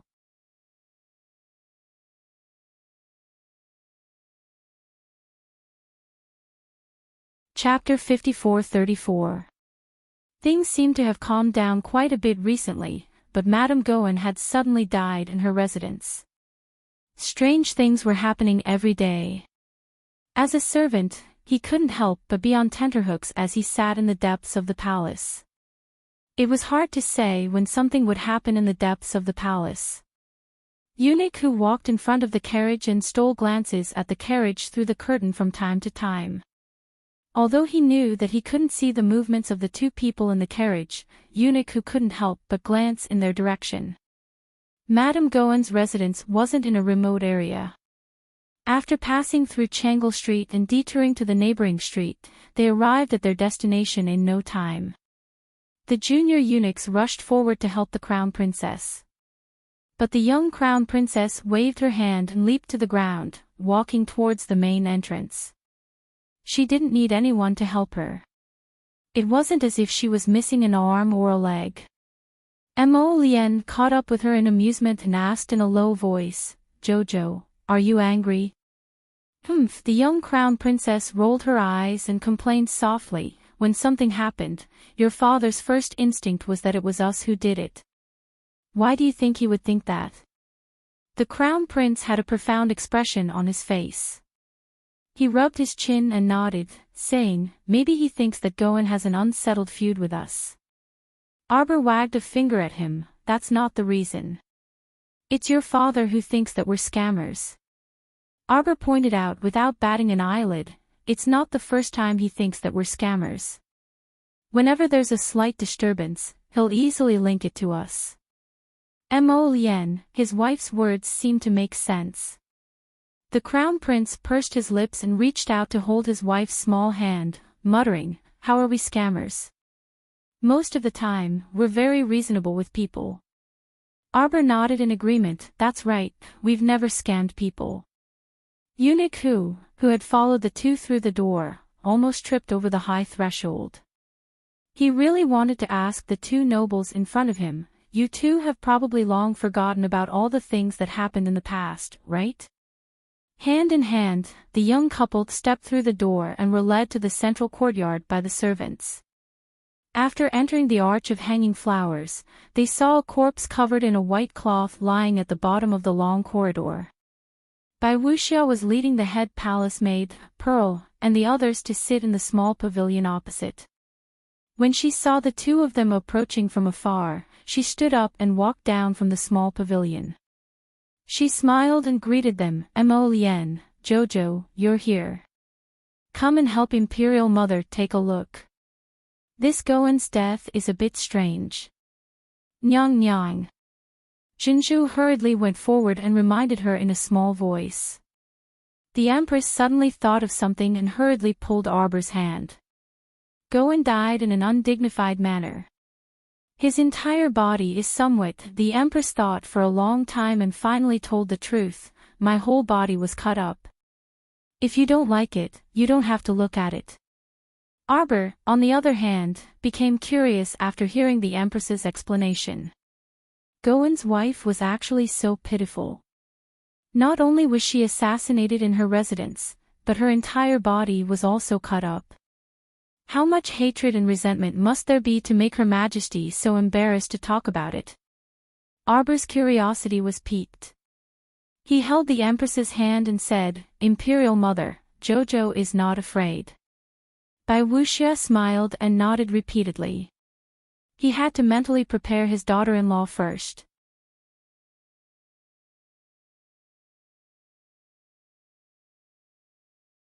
Chapter 54-35.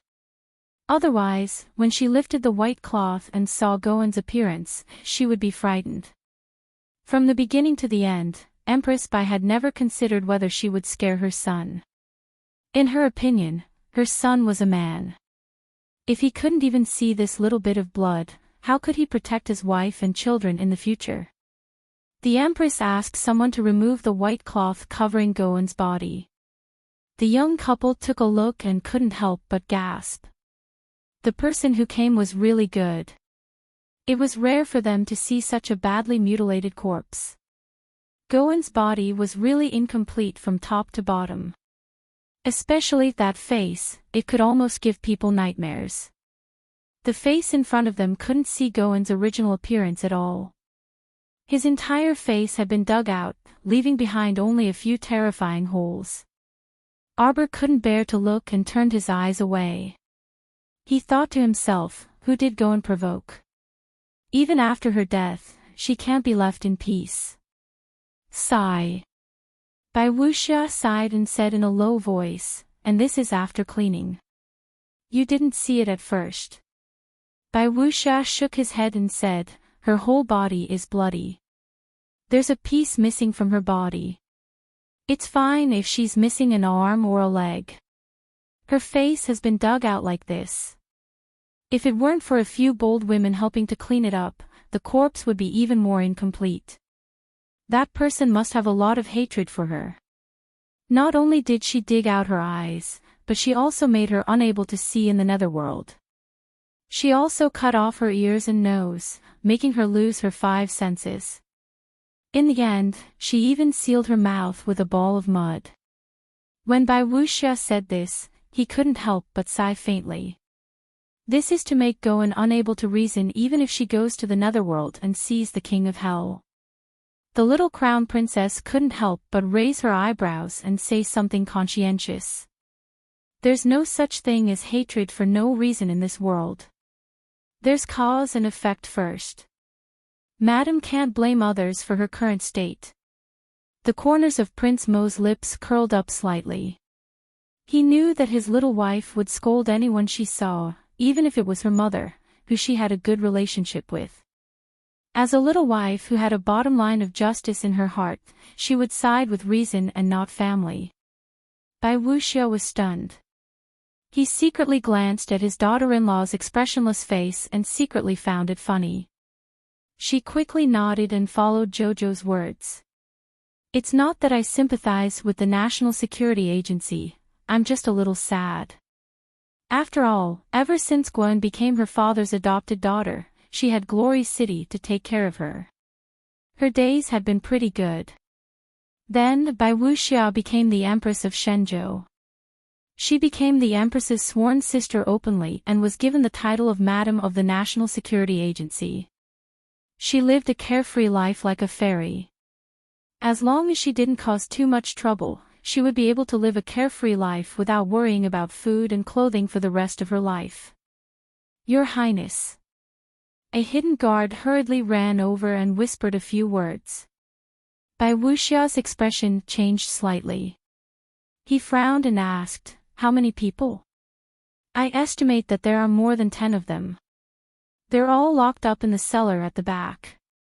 Some of them look like they're about to die." Empress Bai coughed softly and subconsciously glanced at her daughter-in-law. Seeing the little fellow's expressionless face, his heart began to beat faster for no reason. Cough. Then why hasn't anyone mentioned this before? Goen is really outrageous, Empress Bai said. Release them first, then pacify them properly. The little expressionless had already heard it clearly. She said expressionlessly, she kidnapped a man and hid him at home.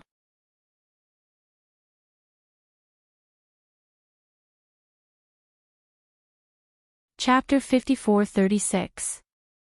Others must also have nowhere to seek redress for their grievances. For relatives like this who bully others, would have dealt with them 800 years ago. It was impossible to allow them to jump up and down until now. Arbor continued coldly, "This person is so disgusting, she should be punished." The Crown Prince hurriedly nodded, "Yes. Families have family rules, and countries have national laws. Goen arbitrarily detained people in the cellar at home, which is a violation of national laws, and must be severely punished." White Empress. The Empress now felt a little empathetic and understood His Majesty's feelings. The son was completely from the wife's country, and whatever the wife said was right. This was really worrying. Goen was already dead, how could they punish her? We must seize Goen's title and confiscate all her assets. The Crown Prince's handsome face was cold as he said righteously, "Part of it will go to the national treasury. Part of it will go to the victim's family. Comfort the victim's family." When the young Crown Prince Consort heard this, she nodded in full agreement. Her small face was taut. The Crown Prince is extremely right.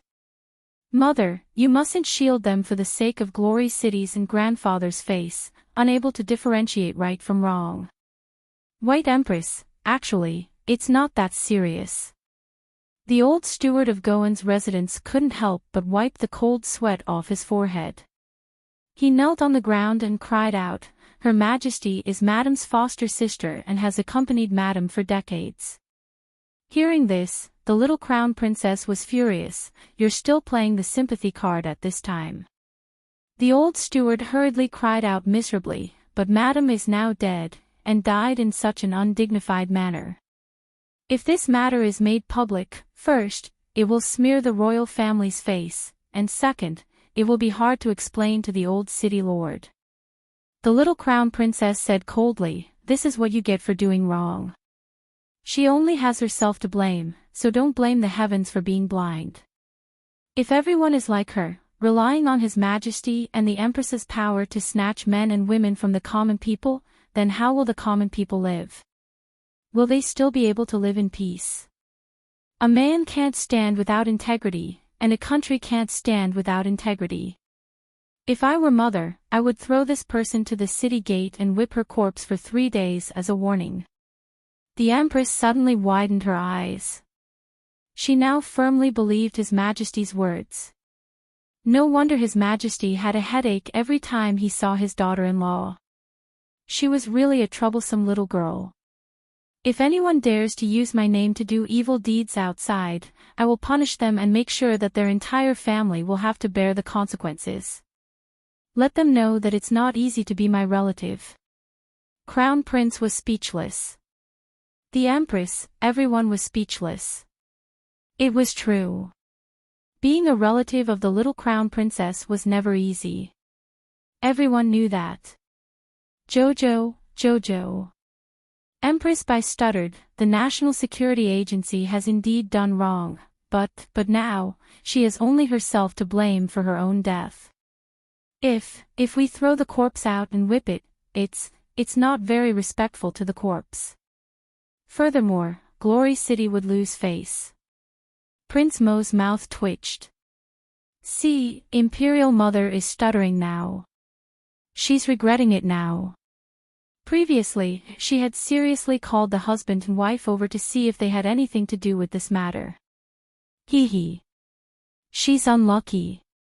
Empress Bai was extremely regretful. She hurriedly blinked her eyes and said, "How about this? We'll do as the Crown Prince said, take away her title, and move her out of the capital for burial. What do you think?"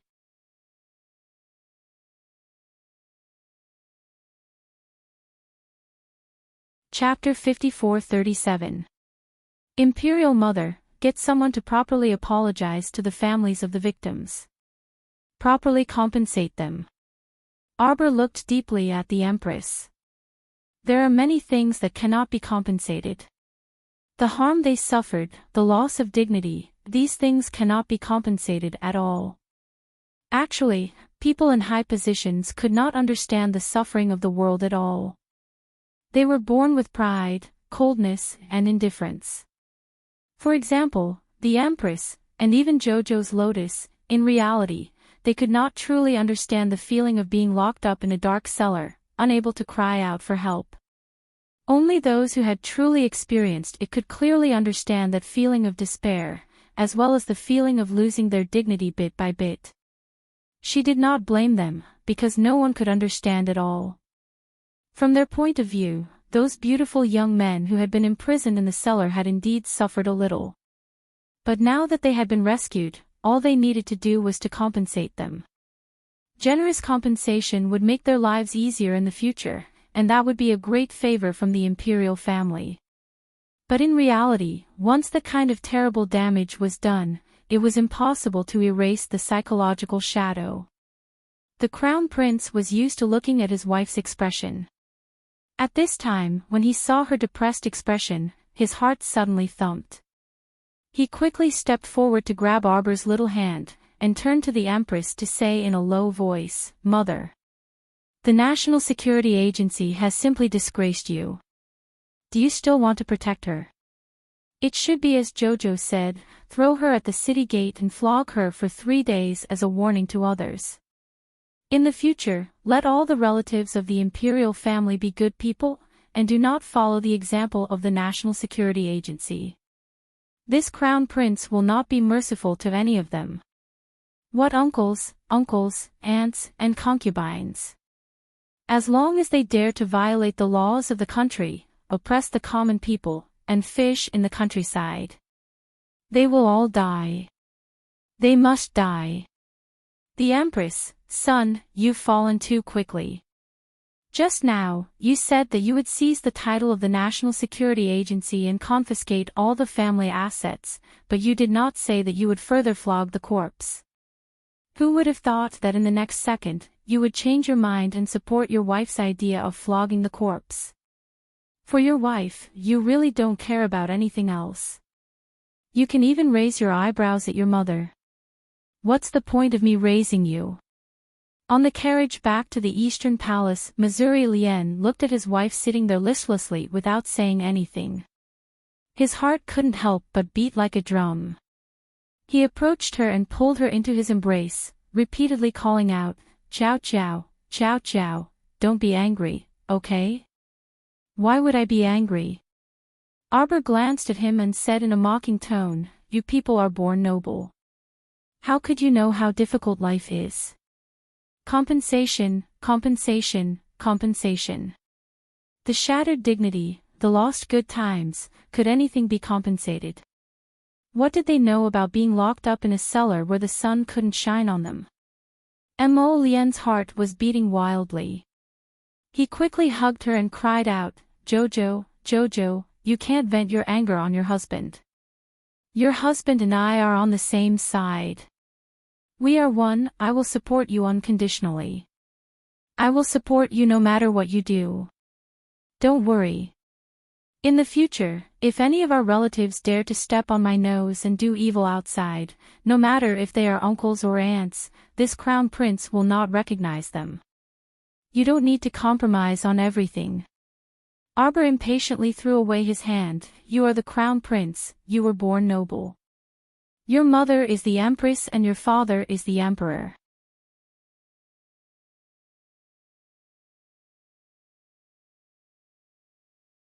Chapter 54-38. You've never been locked up in a cellar before. It would be too much to ask you to understand how it felt. It's up to you whether to deal with it or not. You don't have to please me to make me happy. I'm not unhappy. Don't look for me about that woman in the future. I won't care. Your face is full of unhappiness." The more Mo Lien listened, the more flustered he became. She wasn't angry, she was furious. He thought about it and became more and more flustered. He could only use the stupidest method, which was to hold her tightly in his arms and kiss her. "I'll listen to you. Let that woman go up to the city tower tonight. Let everyone know that this woman only has herself to blame. She deserves to be punished." Arbor was annoyed by his tight embrace. She didn't manage to push his hand away twice. She glared at him. "You're sick." Mo Lien nodded repeatedly. As he nibbled on her, he whined pitifully, "Yes, I'm sick. I must take the antidote." Arbor rolled her eyes at him. She felt that her anger came out of nowhere. Jojo's lotus seemed a little unlucky and innocent. But it was probably the word cellar that triggered her nerves. Arbor thought, staying in that dark place all year round, hiding in a corner, having rats nibbling on her toes, she shuddered. Mo Lien immediately sensed it, and his arms tightened again, wrapping her tightly around him. "Don't be afraid, Jojo. Even if the sky falls and the earth shatters, I'll be by your side." Chiao Mu's heart softened when she saw that he was even more nervous than she was. A nameless fire came and left quickly, and she felt rather helpless as she looked at him. That was indeed the case. Why would she be angry at him for no reason? Jojo's lotus didn't know anything. How would she know that the word cellar could trigger her nerves? That night, the decree to strip the National Security Agency of his title came down.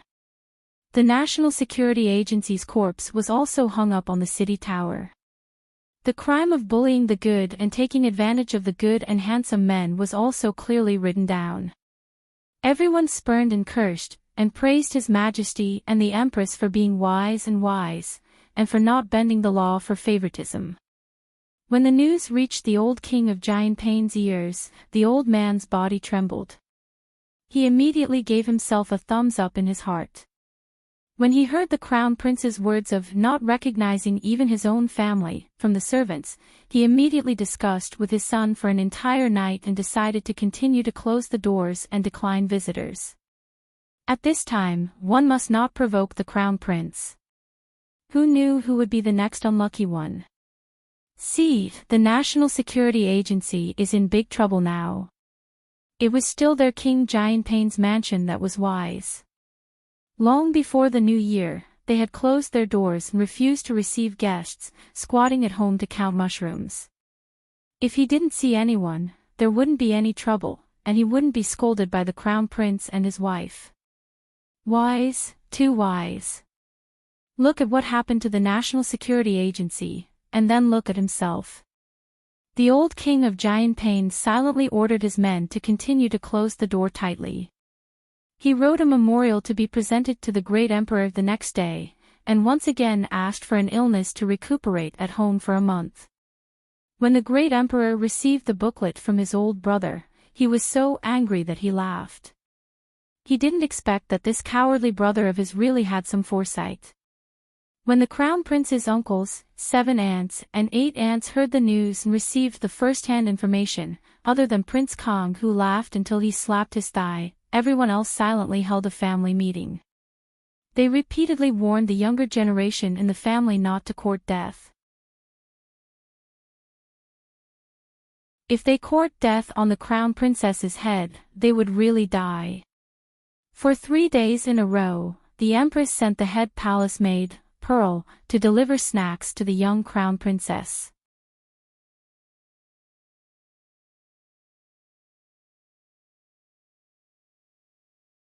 Chapter 54:39.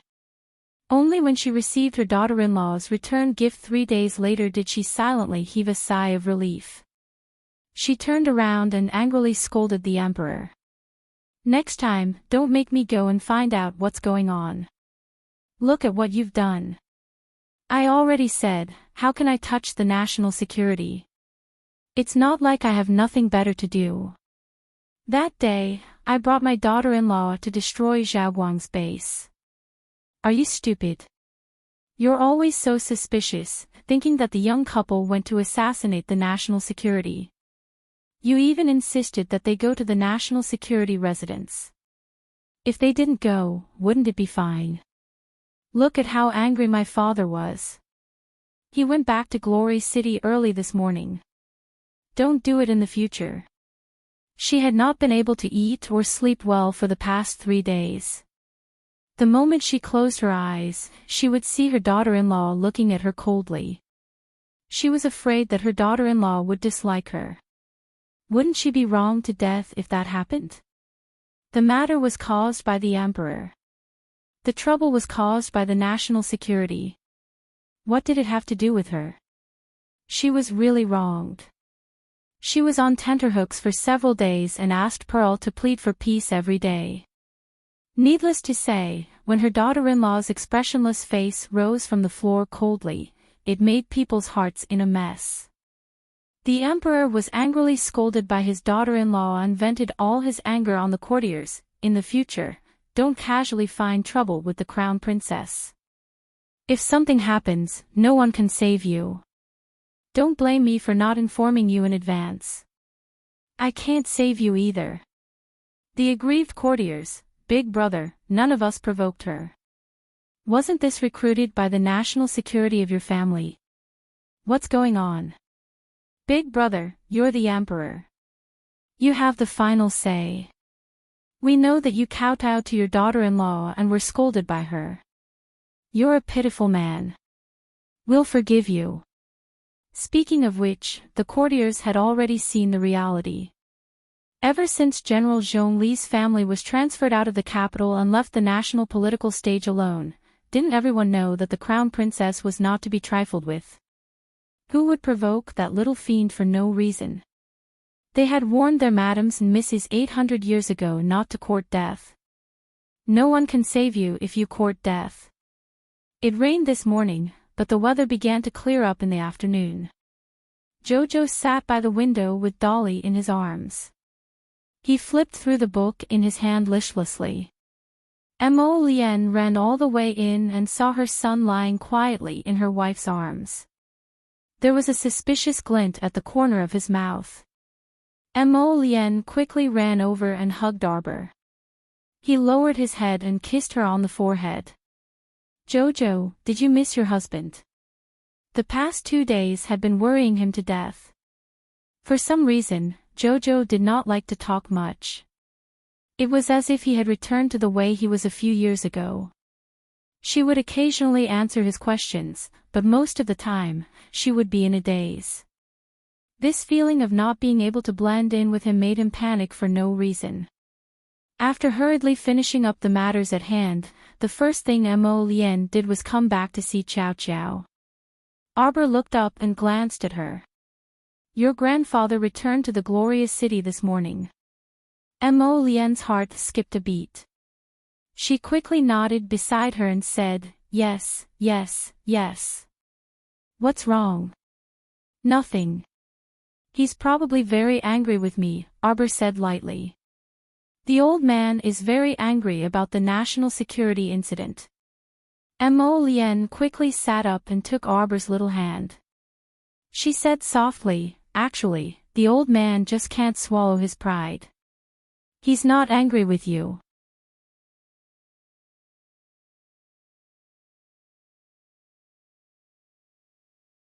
Chapter 5440. After all, Madame Goen was considered a citizen of Glory City and was his adopted daughter. But now, she was hung on the city gate in such a disgraceful way and was despised by thousands of people. The old Gramps would definitely lose face, so what the eye doesn't see, the heart doesn't grieve over, so he might as well return to Glory City. Arbor sneered and didn't reply. Mo Lien's heart was beating like a drum. He knew that the little fella had something to say about his grandfather, but he kept it in his heart. Furthermore, the old Gramps and Jojo didn't get along well when they first met. Now, because of Goen's matter, there was a thorn in his heart. Mo Lien hurriedly pulled Arbor's hand and said softly, "Jojo, if you're unhappy in your heart, just tell your husband." Arbor glanced at him and stood up with the baby in his arms. He faintly said, "I'm not unhappy. Goen was already dead and his corpse had been whipped for 3 days. What else could he do if he wasn't happy? Grind his bones to dust? What use would that be?" At this moment, a figure flashed at the door and a stiff little face appeared at the door. Li Ye's expression was meticulous as she said in a methodical manner, "Crown Princess, this subordinate has already sent the medicine over according to your instructions." A total of 13 people. 11 of them took the medicine and their condition improved. The other 2 subordinates had already breathed their last when they went over and couldn't be saved. So his wife had secretly sent Li Yi to send the medicine to save those who were rescued from the cellar. Mo Lien's heart thumped as he hurriedly looked at his wife's expression. However, he couldn't see anything from her ice, cold little face. There was no emotion or expression on his face. He just nodded indifferently. The Crown Prince now truly hated that damned Goen. So what if he died, but he still left such a terrible mess there? It even caused his wife to look at them differently. It was as if he and his mother, Goen's nephew and sister, had all become Goen's accomplices. "Jojo." Mo Lien hurriedly reached out to pull her. Arbor, however, turned away with an indifferent expression. Holding the baby in his arms, he pushed aside the bead curtain and walked in. "I'm tired. I want to take a nap." Her voice drifted into his ears. Mo Lien immediately felt unwell. He didn't dare to follow her in, so he could only pace back and forth outside the beaded curtain. Through the curtain, he stared anxiously at the figure inside, his tears almost falling. Jojo ignored him. After a while, Mo Lien heard the sound of porcelain falling to the ground from the inside. His heart immediately clenched tightly, and even his breathing stopped for a moment. Jojo. Mo Lien couldn't care less about making her angry. She quickly lifted the curtain and ran into the room. The room was silent and Jojo was nowhere to be seen. Jojo. Mo Lien couldn't help but feel a little flustered. She quickly pinched the vine. Little ball. The vine didn't react at all. It seemed to have isolated him from the star field. Little ball. Mo Lien was furious and angrily called out. Little ball was rather helpless. It wasn't that it didn't want to drag the great crown prince into the star field, but right now, it couldn't do anything. The moment Master Silver entered the star field, the swaddling cloth wrapped around little balls suddenly flew into the air. God power surged in from all directions, shaking the entire star field until it became unstable. Arbor herself was a little dazed. She looked up at the sky in confusion. Right now, her body was fixed in place and she couldn't move at all. She could only stare in shock at baby Mo, who was floating in the air and waving its little arms and legs.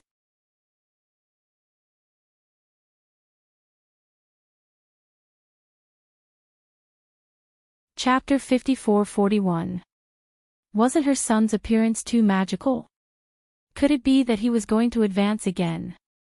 But wasn't his advancement speed a little too terrifying? He had only been born for a few days, and he was going to advance for the second time in a row. What kind of abnormal physique was this?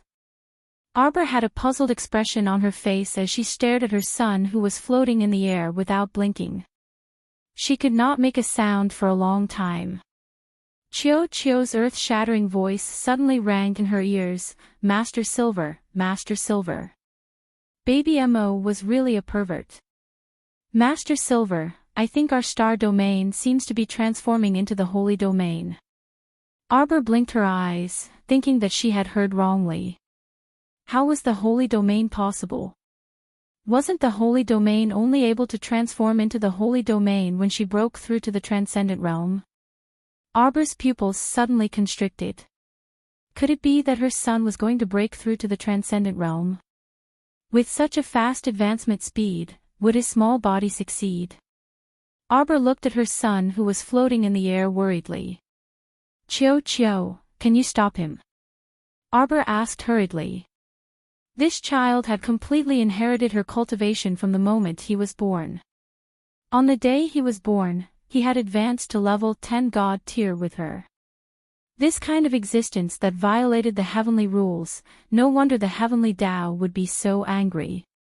And now, if he broke through to the transcendent realm at such a young age, she wondered if the heavenly Tao would throw this kid into the holy domain that the venerable Peach Blossom Immortal had mentioned in a fit of anger.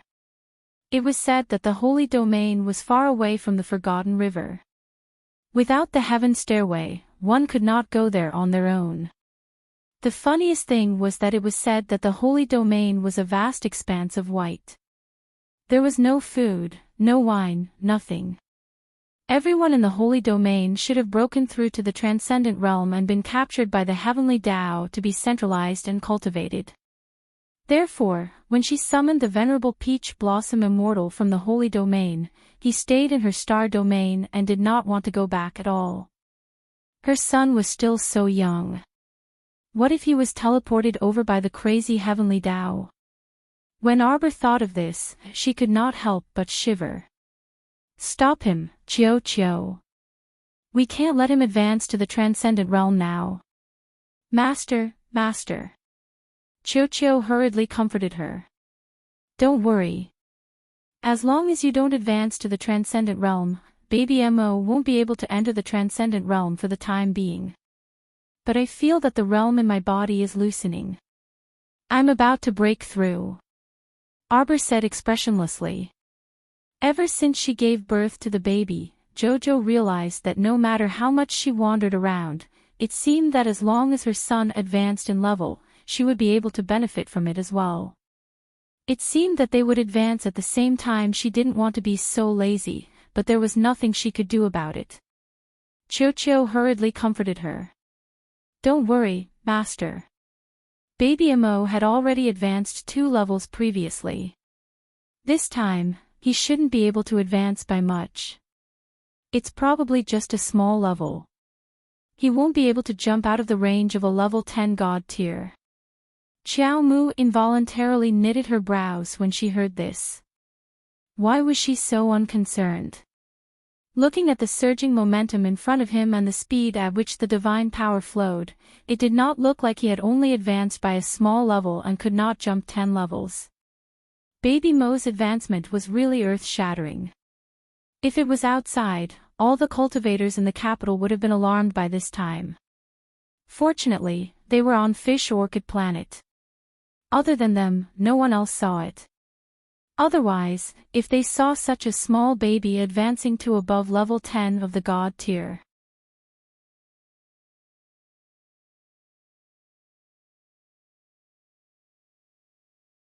Chapter 54-42. He wondered what everyone would think of this. At the very least, most people would not be able to accept such a terrifying reality. On the vast sea surface, the wind and clouds were surging, and divine power was swirling. From time to time, fish heads would pop out from the bottom of the sea, leaping up in a light silver arc. Such a huge commotion on the sea surface had already caused the entire Long Sea to tremble. A huge land whale emerged from the depths of the sea, spitting saliva and looking at the sea surface with a pair of round eyes in astonishment. On an island, Holy Sun Mi Yen was playing chess with Hijichin. His fingers that were pinching the chess piece suddenly stopped in midair. Other than his eyeballs that could move slightly, he discovered that his entire body and limbs could not move at all. Holy Sun Mi Yen glanced at the man sitting in front of him. The fingers that Venerable Peach Blossom used to hold the teacup moved slightly, and he suddenly broke free from the restraint, letting out a long sigh of relief. That moment of delay made him feel as if his body was bound by the heavenly Tao, and he was almost unable to move. "Are you all right?" A certain Peach Blossom teased and looked at Holy Sun Mi Yen sitting opposite him, taking pleasure in his misfortune. Ayaya, what a strong restraining force. Even those below the divine venerable realm would be restrained. This fellow touched a sore spot and showed off in front of the immobile Holy Sun Mi Yen for a long time. Then he said, "Ayaya, I have to go see my Charl. I don't know what my Charl is doing. Look, why is this star field so turbulent?" As he spoke, the entire island rumbled, and the ground under his feet shook several times. Holy Sun Mi Yen gritted his teeth and stared gloomily at Venerable Peach Blossom, who was walking back and forth. This fellow was really asking for a beating. He looked a bit more repulsive than that little bastard Mo Yen. A certain Peach Blossom sat on the stone table, folded his slender legs, and poked the black-faced Holy Sun Mi Yen. "I'm leaving. You stay here and be good. I won this game of chess." As he spoke, he deliberately used his black pieces to surround Mi Yan's white pieces. Then he tilted his head and looked at his masterpiece with great satisfaction.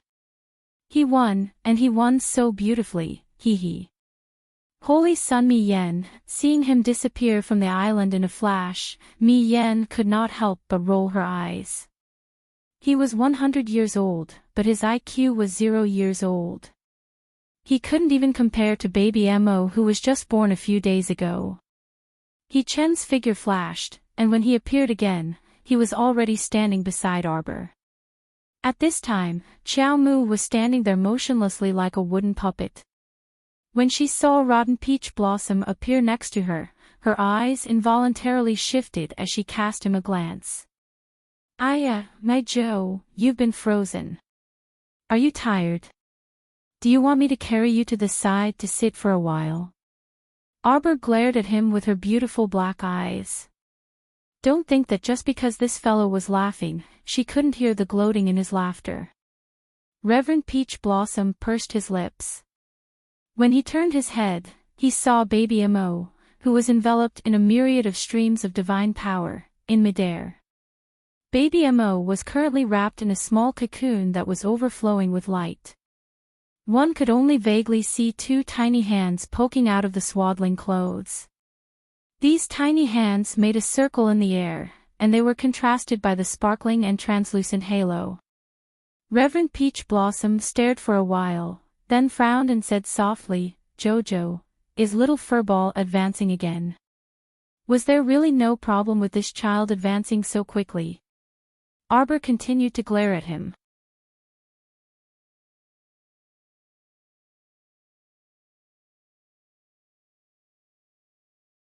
Chapter 54-43. Hu Jinchen lowered his head to look at himself, then glanced at the little stoic's indignant expression. He couldn't help but chuckle and say, "Don't worry, Jojo. He probably can't break free for a while. I reckon that after baby Mo completes his advancement, everyone will be able to move freely." Arbor naturally knew that everything would be fine after his son completed his advancement. She was just indignant. Humph, what right did a godly venerable realm cultivator have to stroll around outside? Right now, her star domain was slowly transforming into the holy domain. From the looks of it, it probably wouldn't be completed in a day or two. Didn't this mean that she would be stuck here like an idiot for several days and nights? This was simply preposterous. She was the omnipotent Jojo, the little master of the star domain. How could she be stuck here without being able to move? Sir Jojo struggled angrily, but he still couldn't break free of the binding force on him. She looked up and saw that the sea had regained its tranquility. The fish in the sea had all quieted down and didn't poke their heads out again. She couldn't help but feel a bit anxious. In her fit of anger just now, she carried the calligraphy treasure back to the star domain. Jojo's lotus was still pacing back and forth outside the palace. Her husband definitely couldn't enter the star domain now, so he was probably fretting and anxious. Who knew what kind of storm he would stir up? The little crown princess guess was right. The crown prince was already burning with anxiety and had nowhere to vent his irritable anger. He was practically about to flip the entire eastern palace upside down. For the past 3 days, the servants would make a detour whenever they saw the crown prince. No one dared to provoke the crown prince at this time. His Highness the Crown Prince was simply like a rampaging dragon these days. He disliked whoever he saw and attacked whoever he saw without exception. His Highness even had the underworld court guards investigate the family affairs of all his uncles, brothers and aunts. After a round of investigation, he discovered that the second cousin of the Duke of Eternal Peace's concubine's brother was also an unruly person. 2 years ago, he snatched a farmer's daughter and almost caused her death. The great crown prince finally found a way to vent his belly full of anger. Not only did he call the crown prince of the Eternal Peace Duke Missouri Liu, he even ordered him to hand over the second cousin of the Eternal Peace Duke's concubine's brother to be dealt with within 3 days. This was simply too much. As a result, the entire imperial family was in a state of panic. The crown prince of the Eternal Peace Duke was innocent. Mo Liu returned home in tears with a dumbfounded look on his face, complaining to his father, the Duke of Eternal Peace. Who knew that he would be involved in such a shocking matter? The second cousin of the Duke of Eternal Peace's concubine's brother, this Mo Liu, was really a relative that was completely unrelated to him. If the crown prince was looking for the second cousin of his concubine's brother, then he could still accept it. In the end, the crown prince went to look for Mo Liu's father, the second cousin of the Duke of Eternal Peace's concubine's brother. The crown prince was too embarrassed to call his royal uncle over and reprimand him, so he vented his anger on his own brother. This is really, really too much. Mo Liu was depressed for 2 whole days.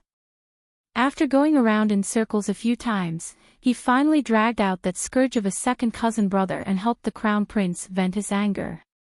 This matter immediately aroused the vigilance of everyone both inside and outside the court. Especially the imperial family and the relatives of the imperial family. Everyone began to investigate in a low-key manner, looking at everyone around them, including the aunts and aunts, to see if there was anyone unruly. Everyone knew that when the crown prince disregarded all his relatives, he would have no uncles, aunts, or uncles.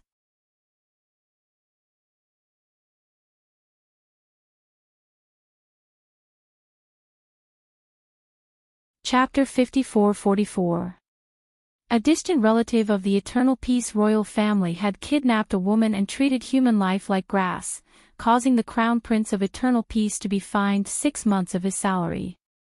The great emperor even went to look for the Eternal Peace royal family and secretly reprimanded him, throwing the title of being ignorant of people onto the Eternal Peace royal family's head.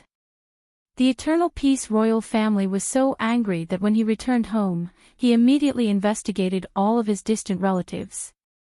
His face was ashen, and he was unable to calm down for half a month. It was too fucking sullen.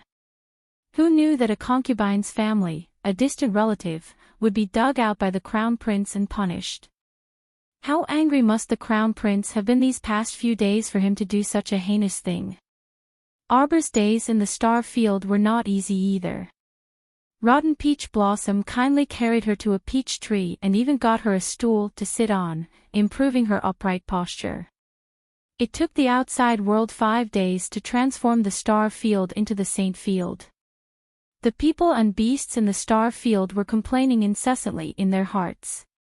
Other than the hierarch realm, all the people and beasts were bound by the power of the star field and could not move.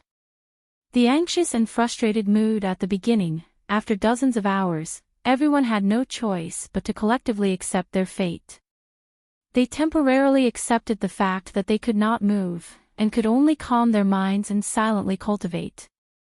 Rotten Peach Blossom pitied his Jojo, who did not eat or drink, so he came over to feed him every few days. Most of the time, he was in a daze beside Jojo. Until 5 days later Mo Lien suddenly heard Chocho's voice, and her expression changed slightly. At that time, he was angrily reprimanding a trembling official in the study when he suddenly stood up and asked the other party to leave. The unlucky official's legs were trembling, and he did not even know how he left the study. As soon as he left, he could not help but wipe his tears and go back gloomily. The moment Mo Lien stepped into the star field, she felt an indescribable sense of wonder. The aura in the entire star field was very fresh. The paradise planet in front of him seemed to have taken on a completely new look. It was full of vitality and prosperity. This change made everyone's eyes light up, and they felt indescribably happy.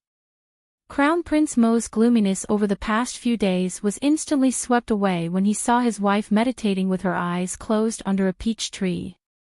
He quickly walked forward, but before he could reach his wife, he saw something fall from the sky. Mo Lien instinctively reached out to take it. She lowered her head and happened to meet baby Mo's eyes. The little guy was wrapped in a dirty blanket. His phoenix eyes were slightly bright as he stared at him with great vigor. "What are you glaring at?" Crown Prince Mo glared back at him as a matter of course. Rotten Peach Blossom's cold laughter came from the side. "Yo, you finally came in. Quick, take a look and see if there are any changes to Paradise Planet." Naturally, the changes were great. For example, the peach tree in front of him had grown thicker and stronger. The mountain range in the distance seemed to have been repainted with thick ink and heavy colors. It was so exuberant that it left one speechless. Vitality. The entire star field was full of vitality, as if someone had injected a trace of fresh life into it. The mountains and rivers in front of them had been reborn. The god domain has changed to the saint domain. Mo Lien sighed in relief. For the past few days, he had been restless, unable to eat or sleep. He had thought that Jojo did not want to talk to him, so he excluded him from the star field.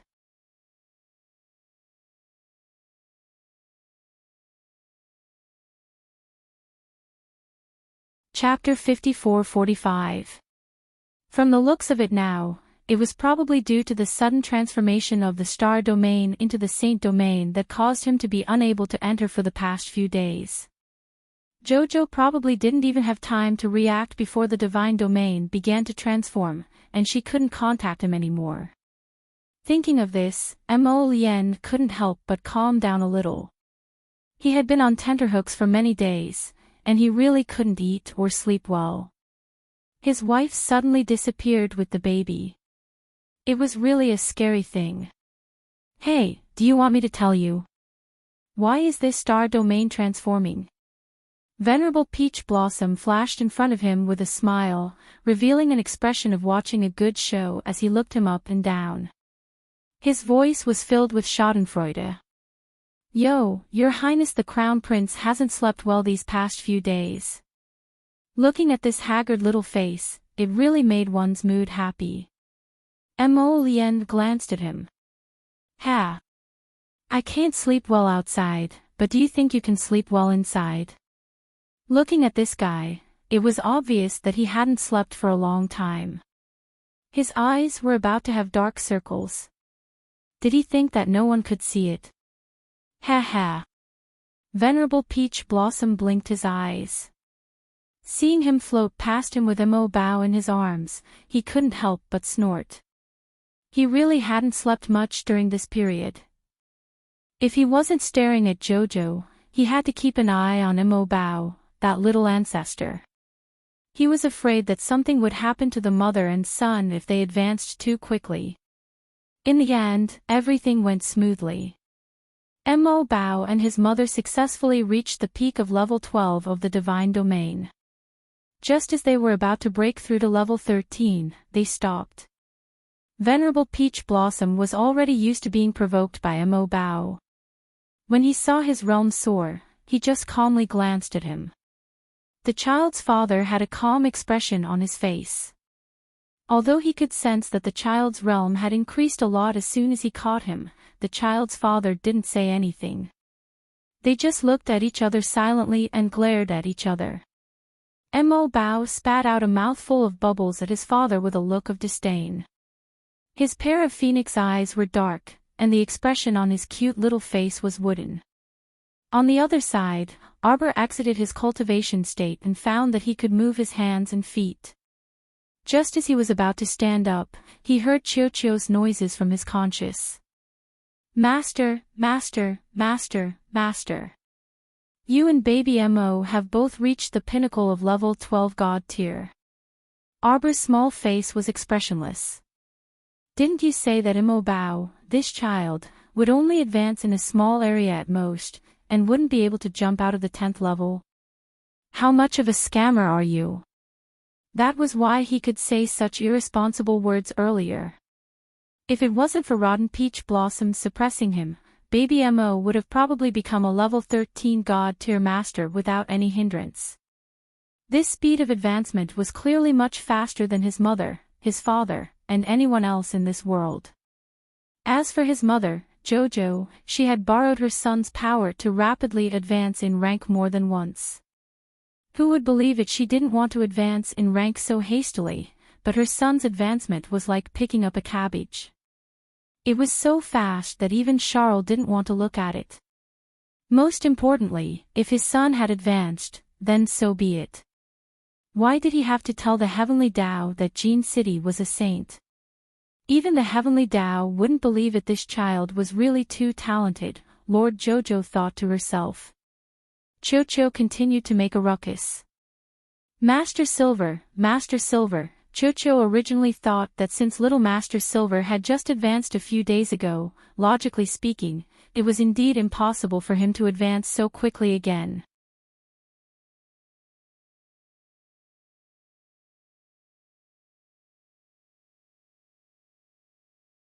Chapter 54-46.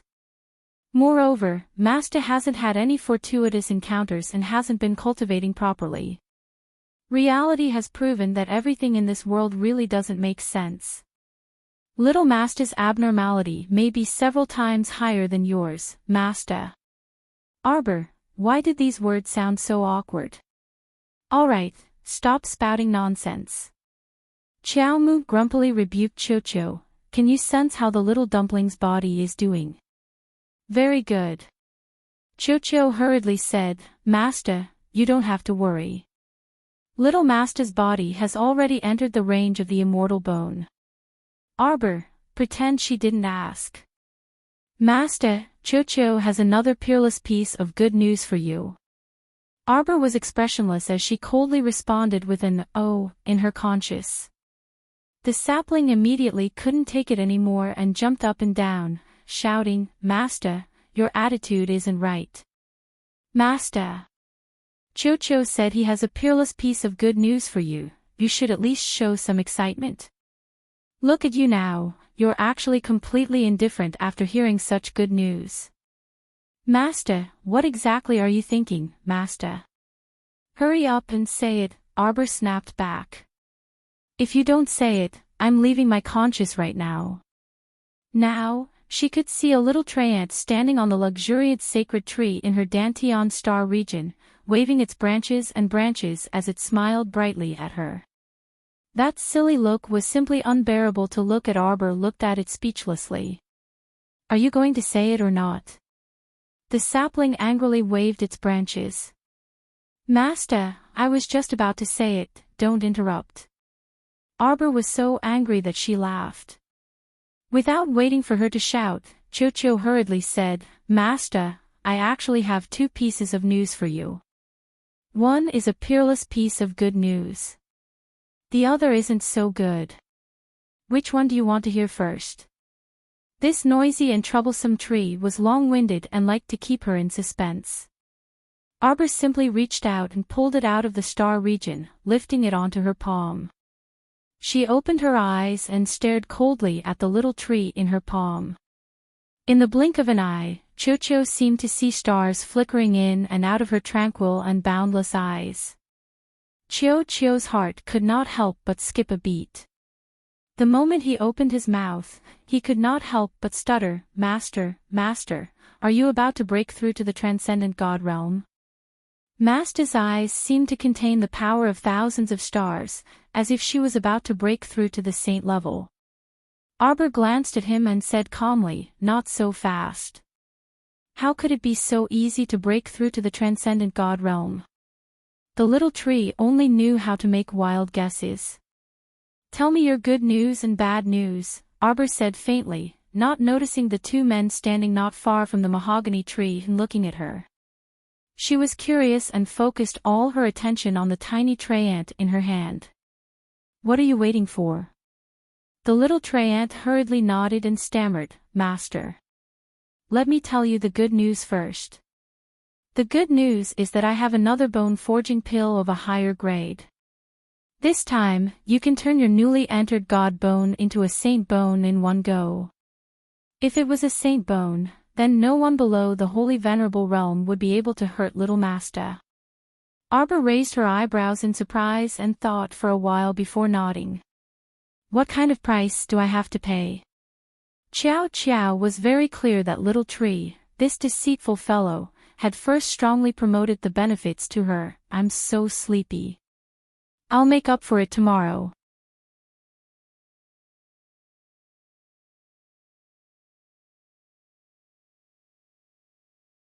Chapter 54-47. In order to obtain a powerful ability, one had to pay a corresponding price. Seeing her calm expression, the little treant's heart trembled and it hurriedly explained the rest of its words. Yes, it does hurt a little. And in the initial stages, it will be a little miserable. Arbor raised her eyebrows and waited for this fellow to continue. The little treant continued to blabber. It's that, to obtain a new divine bone, you have to reforge all your bones. Before forging, the little tree's face was full of guilt, and its voice became lower and lower. It's best if your whole body coughs, your bones are cracked. And break all your bones, and then get a new life. Yes, it does hurt a little. You may not be able to move in the short term. But Master, if you can endure this pain, after taking that saint-level bone-forging pill, you will be able to endure it. In the future, it will be hard for you to find a match below the divine venerate level.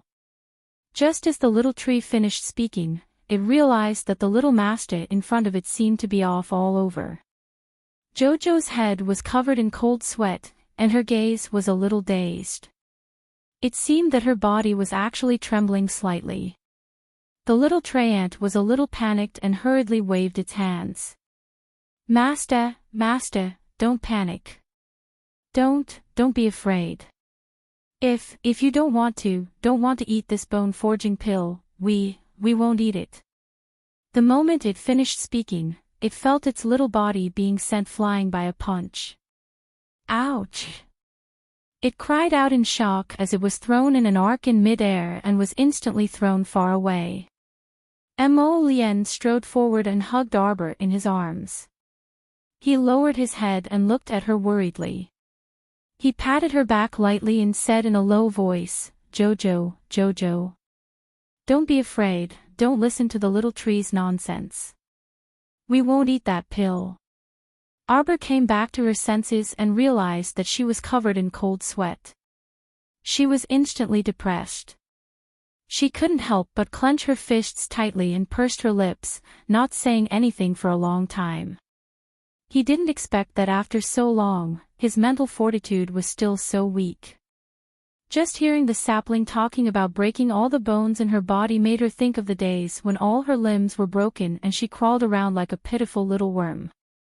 He broke out in a cold sweat for no reason. This terrifying psychological illness had never been cured, but she had ruthlessly buried it in the darkest corner of her heart. Occasionally, after tearing it open, he would still feel a bone-piercing pain. Holding the expressionless baby Mo in his arms, Venerable Peach Blossom stepped forward and urged with a frown, Mo Lien, help her up and sit over there." Mo Lien helped her up and walked to the stone table at the side to sit down. He stroked her sweaty forehead and said softly, "Jojo, don't panic. It's okay. Don't listen to the little tree's nonsense, just ignore it." He nodded. Suddenly, he felt the little ancestor in his arms move. He looked down and saw the little child leaping into the air and floating in front of his mother. Then, he suddenly fell down. Mo Lien moved his body slightly to the side, and the little child landed between the two of them, obediently lying on Arbor's lap. Arbor reached out to touch his little hand instinctively. She blinked and pulled the blanket off her son's body in disdain. She scolded her husband as usual. "Your son is so dirty. The blanket is so dirty. Don't you know how to change it for him?" Mo Lien looked at his wife pitifully.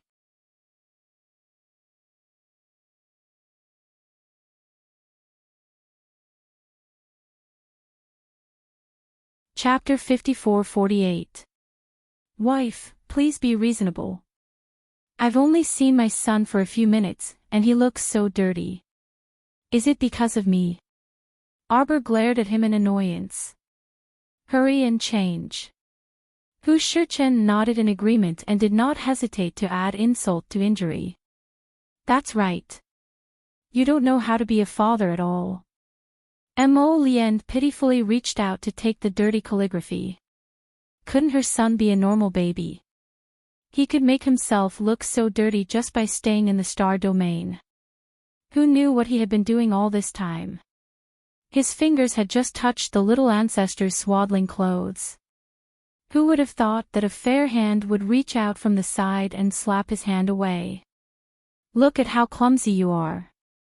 Let me do it." Hu Shichen glanced at him and reached out to pick up the expressionless baby Mo. She turned to leave with a smile. To their surprise, as soon as they turned around, they saw Holy Sun Mi Yen standing not far behind them. His tattered clothes were full of holes, and he was staring at them with resentment in his small eyes. Hu Shichen chuckled and said, "Oh, damn. Where did this big beggar come from? All right. Let's go. I'm in a good mood today. I'll help you change your clothes too." Baby Mo waved his little hand unhappily. Hu Shichen smiled and held him back. "All right, little dumpling. Just take it that you're pitying your father. Your father has been on tenterhooks outside these days. He can't eat or sleep well. It's really tragic. Most importantly, Jojo's mood really needed someone to comfort him." Mo Lien looked up and held Arbor's hand. She said softly, "Jojo, are you feeling better now?" Arbor had already adjusted himself. It was mainly because Chiu-Chiu's suggestion just now caught her off guard and scared her. Thinking about it again, was she really that weak? Of course not. The past was the past. The present was the present. That bone-forging pill did indeed make her recall the difficult times of the past. However, those were all in the past.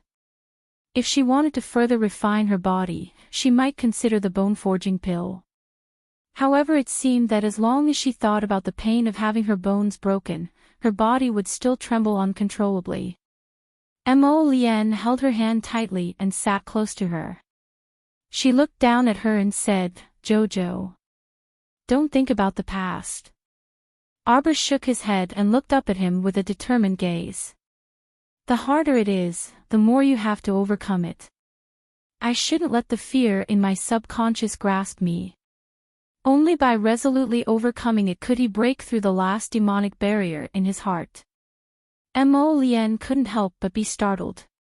She sighed softly and said, "All right, whatever you want to do, I will support you. I will always accompany you and help you." The little stoic clearly didn't need to be so difficult. Now, she clearly had everything she needed. Her star domain had also transformed into a saint domain. She didn't lack anything in her saint domain. In fact, she didn't need to work hard at all. However, Jojo said that the more difficult it was, the more they had to overcome it. Mo Lien's heart was filled with emotion. "Jojo." He reached out and gently stroked her hair. "Don't be angry with me anymore, all right? These few days were truly too unbearable. Especially after Jojo returned to the star domain without a word and didn't come out again." The Crown Prince felt that the sky was really about to collapse. Arbor also felt a bit embarrassed. That day, she only wanted to return to the star domain to calm down a little. She didn't expect the little dumpling to be so deceptive.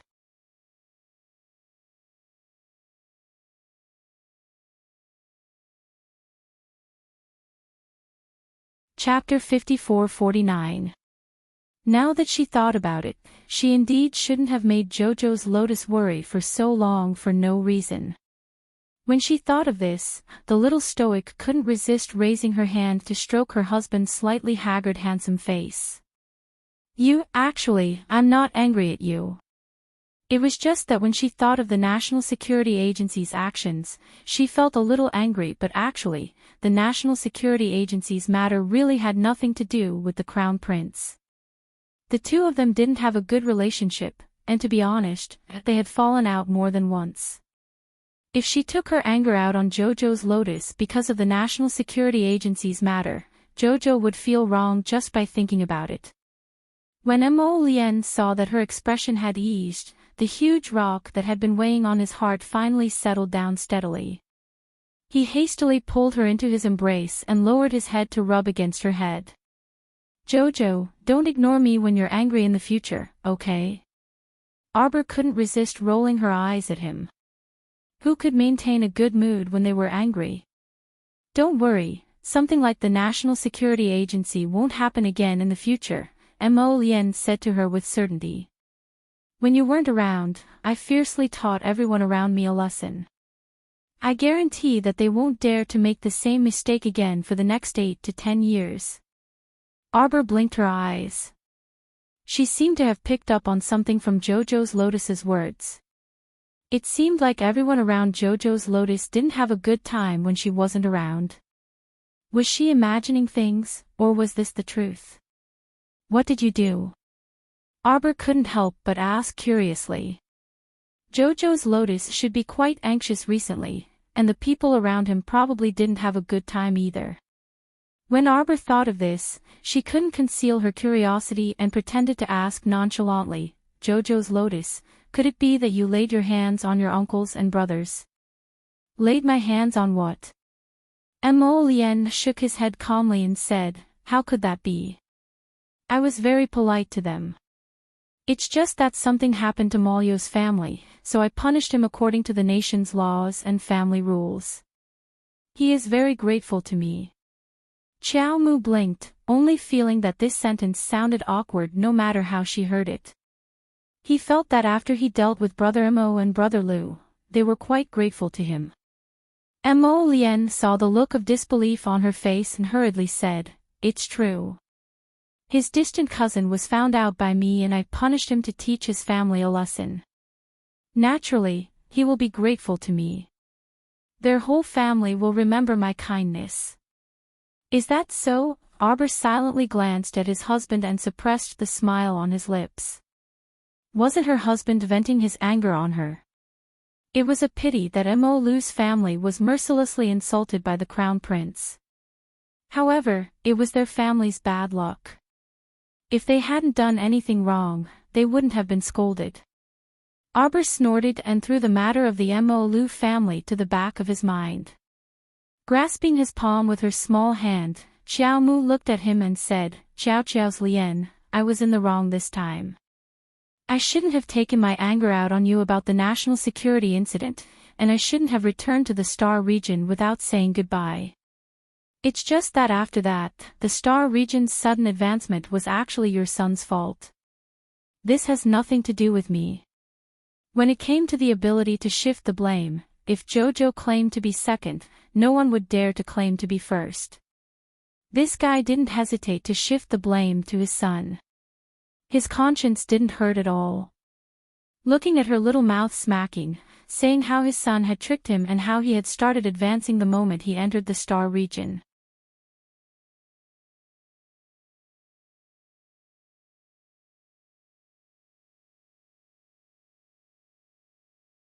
Chapter 5450. So what if he was promoted? Why did he have to make her unable to move? What a joke. Mo Lien couldn't help chuckling as he looked at her. He pulled her into his embrace and lightly bit her small mouth. Chow, you're the one who screws me over the most." Arbor was unhappy when she heard that. She glared at him. "How am I a trickster? How am I a trickster?" She wasn't a trickster. She was a good person. It was Mo Lien, this fellow, who was the biggest fraud.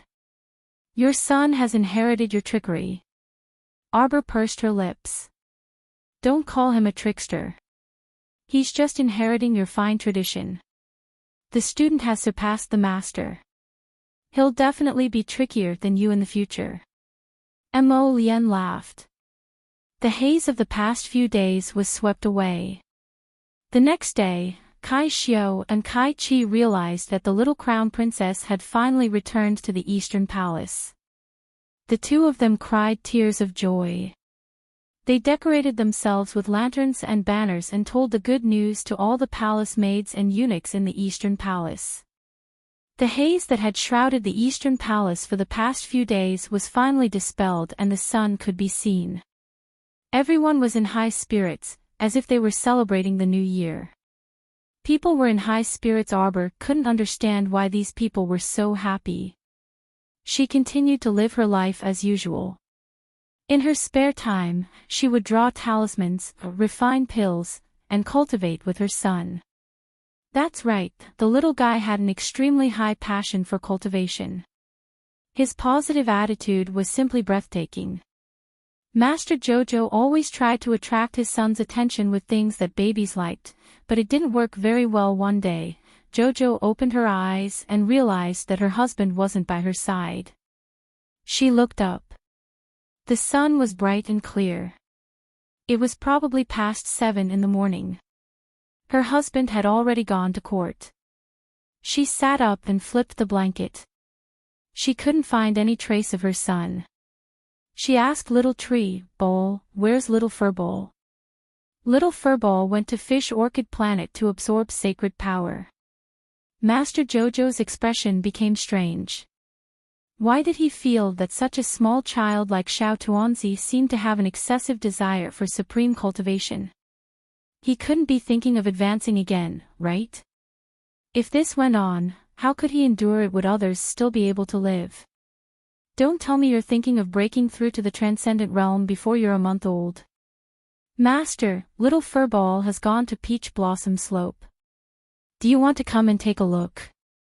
Chio's voice suddenly became excited.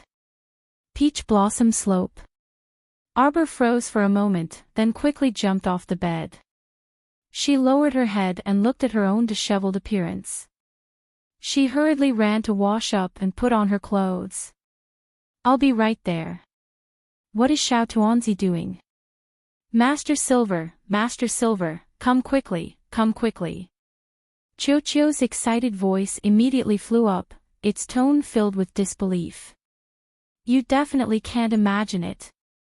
Arbor was shocked, and even his voice trembled slightly. Don't tell me you're really planning to break through the transcendent realm. She did not approve of the little fellow's rapid progress. So fast, can this small body withstand it?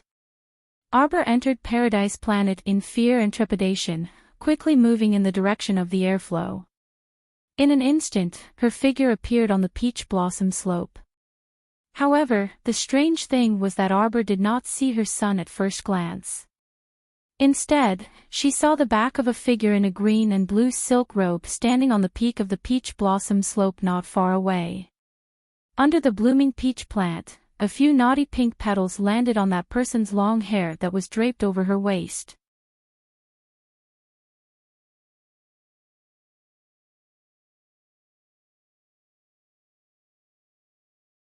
Chapter 54-51. When she saw this familiar figure, her heart couldn't stop pounding madly. The little stoic thought she was seeing things and hastily rubbed her eyes. Chio rolled to her side at some point and excitedly exclaimed, Master, Xiao Tuanzi is truly too amazing. You don't know, but when he leaped into the air just now, he gathered more than half of Fish Orchid Planet's sacred energy, and then Arbor couldn't hear Chio's blabbering anymore. Right now, she only had that familiar figure in her eyes, and her breathing couldn't help but stop. That person seemed to have realized something and abruptly turned around.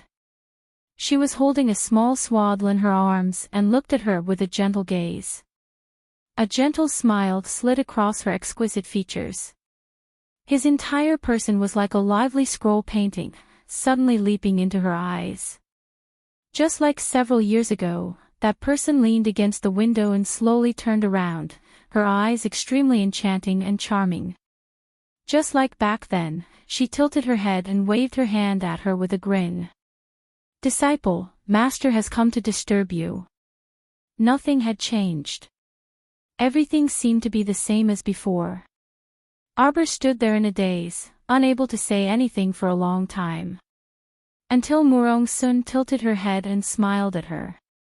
Murong Sun held the baby in one hand and spread out her other hand as she said to her with a grin, Hiya, disciple, long time no see. I didn't expect you to be married and have a child already. When Master saw my little grand disciple's stoic face, my intuition told me it was your baby, ha ha ha ha. You still have the cheek to laugh at you. Arbor fiercely glared at her before dashing over and crashing into her arms.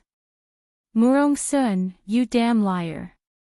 Unfilial disciple. Peak Master Murong pursed her lips and tapped her youngest disciple's head, her eyes sparkling. Don't you know how to say something nice to make Master happy?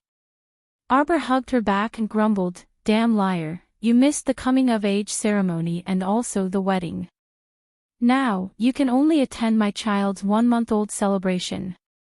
Murong Sun beamed with joy and hugged Arbor with one hand. Excellent, excellent. Master will definitely attend my little grand-disciple's 1-month-old celebration. She patted Arbor's head with a smile and murmured, Disciple, Master has troubled you endlessly these years. It's been hard on you. Murong Sun couldn't be clearer about her situation back then. He was originally a dead man who couldn't be more dead. Why was he standing here now? How could the dangers and difficulties of this be covered in just a few words? Her youngest disciple must have traveled thousands of miles and went through endless hardships to save her. Master Murong Sun's head, Murong Sun's SST Murong STSS Lil, unfilial disciple. Her master had just woken up, yet she was beating and scolding her. She even called her a damn liar. She was simply a little bastard. Xiao Mu sniffed. I wasn't the one who saved you in the beginning. It was that guy Yunfei. However, it's also because of him that good things are strewn with setbacks. It's a long story, so I'll have Mo Lien tell you when we have time. Peak Master Murong glared at the back of her disciple's head and felt a bit irritated. This unfilial disciple still looked like she was on the verge of death after saying more than 3 sentences. Master. Arbor turned around and clenched her fists. Your cultivation. Murong Sun spread her hands and looked at herself.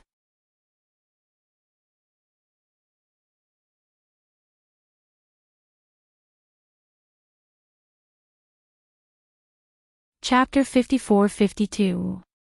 She shook her arm and used her original spiritual energy, but she was unperturbed after discovering nothing. She lowered her head and met Baby Mo's eyes before giggling mischievously at the stoic child. The other party's 2 black eyes were unmoving and fixated on her like this, making her inexplicably feel that her smile just now seemed a bit stupid. Why didn't this grand disciple learn anything else and copy his mother's stoic face? Children should be cute and adorable when their heads are round. Don't learn from your mother and pull a long face all the time. Master. Arbor turned around and angrily called out. She was talking to her about serious matters, but this fool started to be mischievous again. Murong Sun responded and walked up. She reached out to stroke Arbor's head. Disciple, what are you thinking about? You can't be thinking that Master will blame you for losing her cultivation, right? Look, Master is someone who has lived a new life, so what is there that I can't accept? Murong Sun peered at her little disciple standing in front of her, her gaze landing on that unchanging stoic face, and her hands involuntarily itched. She reached over and pinched her disciple. You're not cute at all. Hurry and stop pulling a long face. Your master, walked around the gates of hell and came back, so why don't you show me a smile? Arbor glared at her several times and brusquely slapped her hand away. I'm talking to you about serious matters. Isn't it just the loss of your cultivation? Murong Sun waved her hand nonchalantly. You can cultivate again if it's gone. Think about how your master, me, is a stunningly talented person, so how could I be defeated by a trifling obstacle in front of me? Arbor felt that Peak Master Murong, who used to be so stunning and peerless, might not be able to withstand the blow of becoming a cripple. She hastily strode forward and nodded, an extremely serious expression appearing on her stoic face. Master, your foundation is still there. I have a bloodshed vermilion fruit here, so eat it. Perhaps you can comprehend a spiritual root again. Okay. Disciple, don't worry about this for now. Master has something to talk to you about. Murong Sun pulled her little disciple's hand and earnestly said as they walked, Disciple, do you know how Master woke up? Master woke up when my star domain transformed into the holy domain. No. Murong Sun shook her head at her. When I opened my eyes, I saw my grand disciple in front of me. I think this little fellow kissed me. When Murong Sun saw her little disciple looking at her strangely, she coughed lightly and hastily said, I'm saying that this little fellow might be an apothecary. At that time, I felt a mouthful of medicinal power enter my mouth. Xiaomu abruptly widened her eyes and abruptly lowered her head to look at her son, who was expressionlessly looking at them in Murong Sun's arms. Master, Murong Sun, Master, Murong, Master, Murong, Murong. When Murong Sun returned to her senses, she discovered that her little disciple had snatched her grand disciple away in a fluster. Her lips twitched uncontrollably, and she watched as her little disciple disappeared in front of her with the child in her arms. Her noisy shouts still lingered in the air. Mo Lien. Oh no, your son has inherited your apothecary skills. Hurry and come back to block the lightning. Heavenly Law definitely would not let this heaven-defying child go, so it was time for the child's father to perform. Murong Sun was dumbfounded. You're tuning into the LoveLore Library YouTube channel. We're so grateful for your support, and don't forget to subscribe to join us on this incredible journey through captivating stories. Your generosity through donations truly makes a world of difference, as it's the primary source of revenue that allows me to expand and enhance this channel for you. Thank you from the bottom of my heart for being a part of this adventure.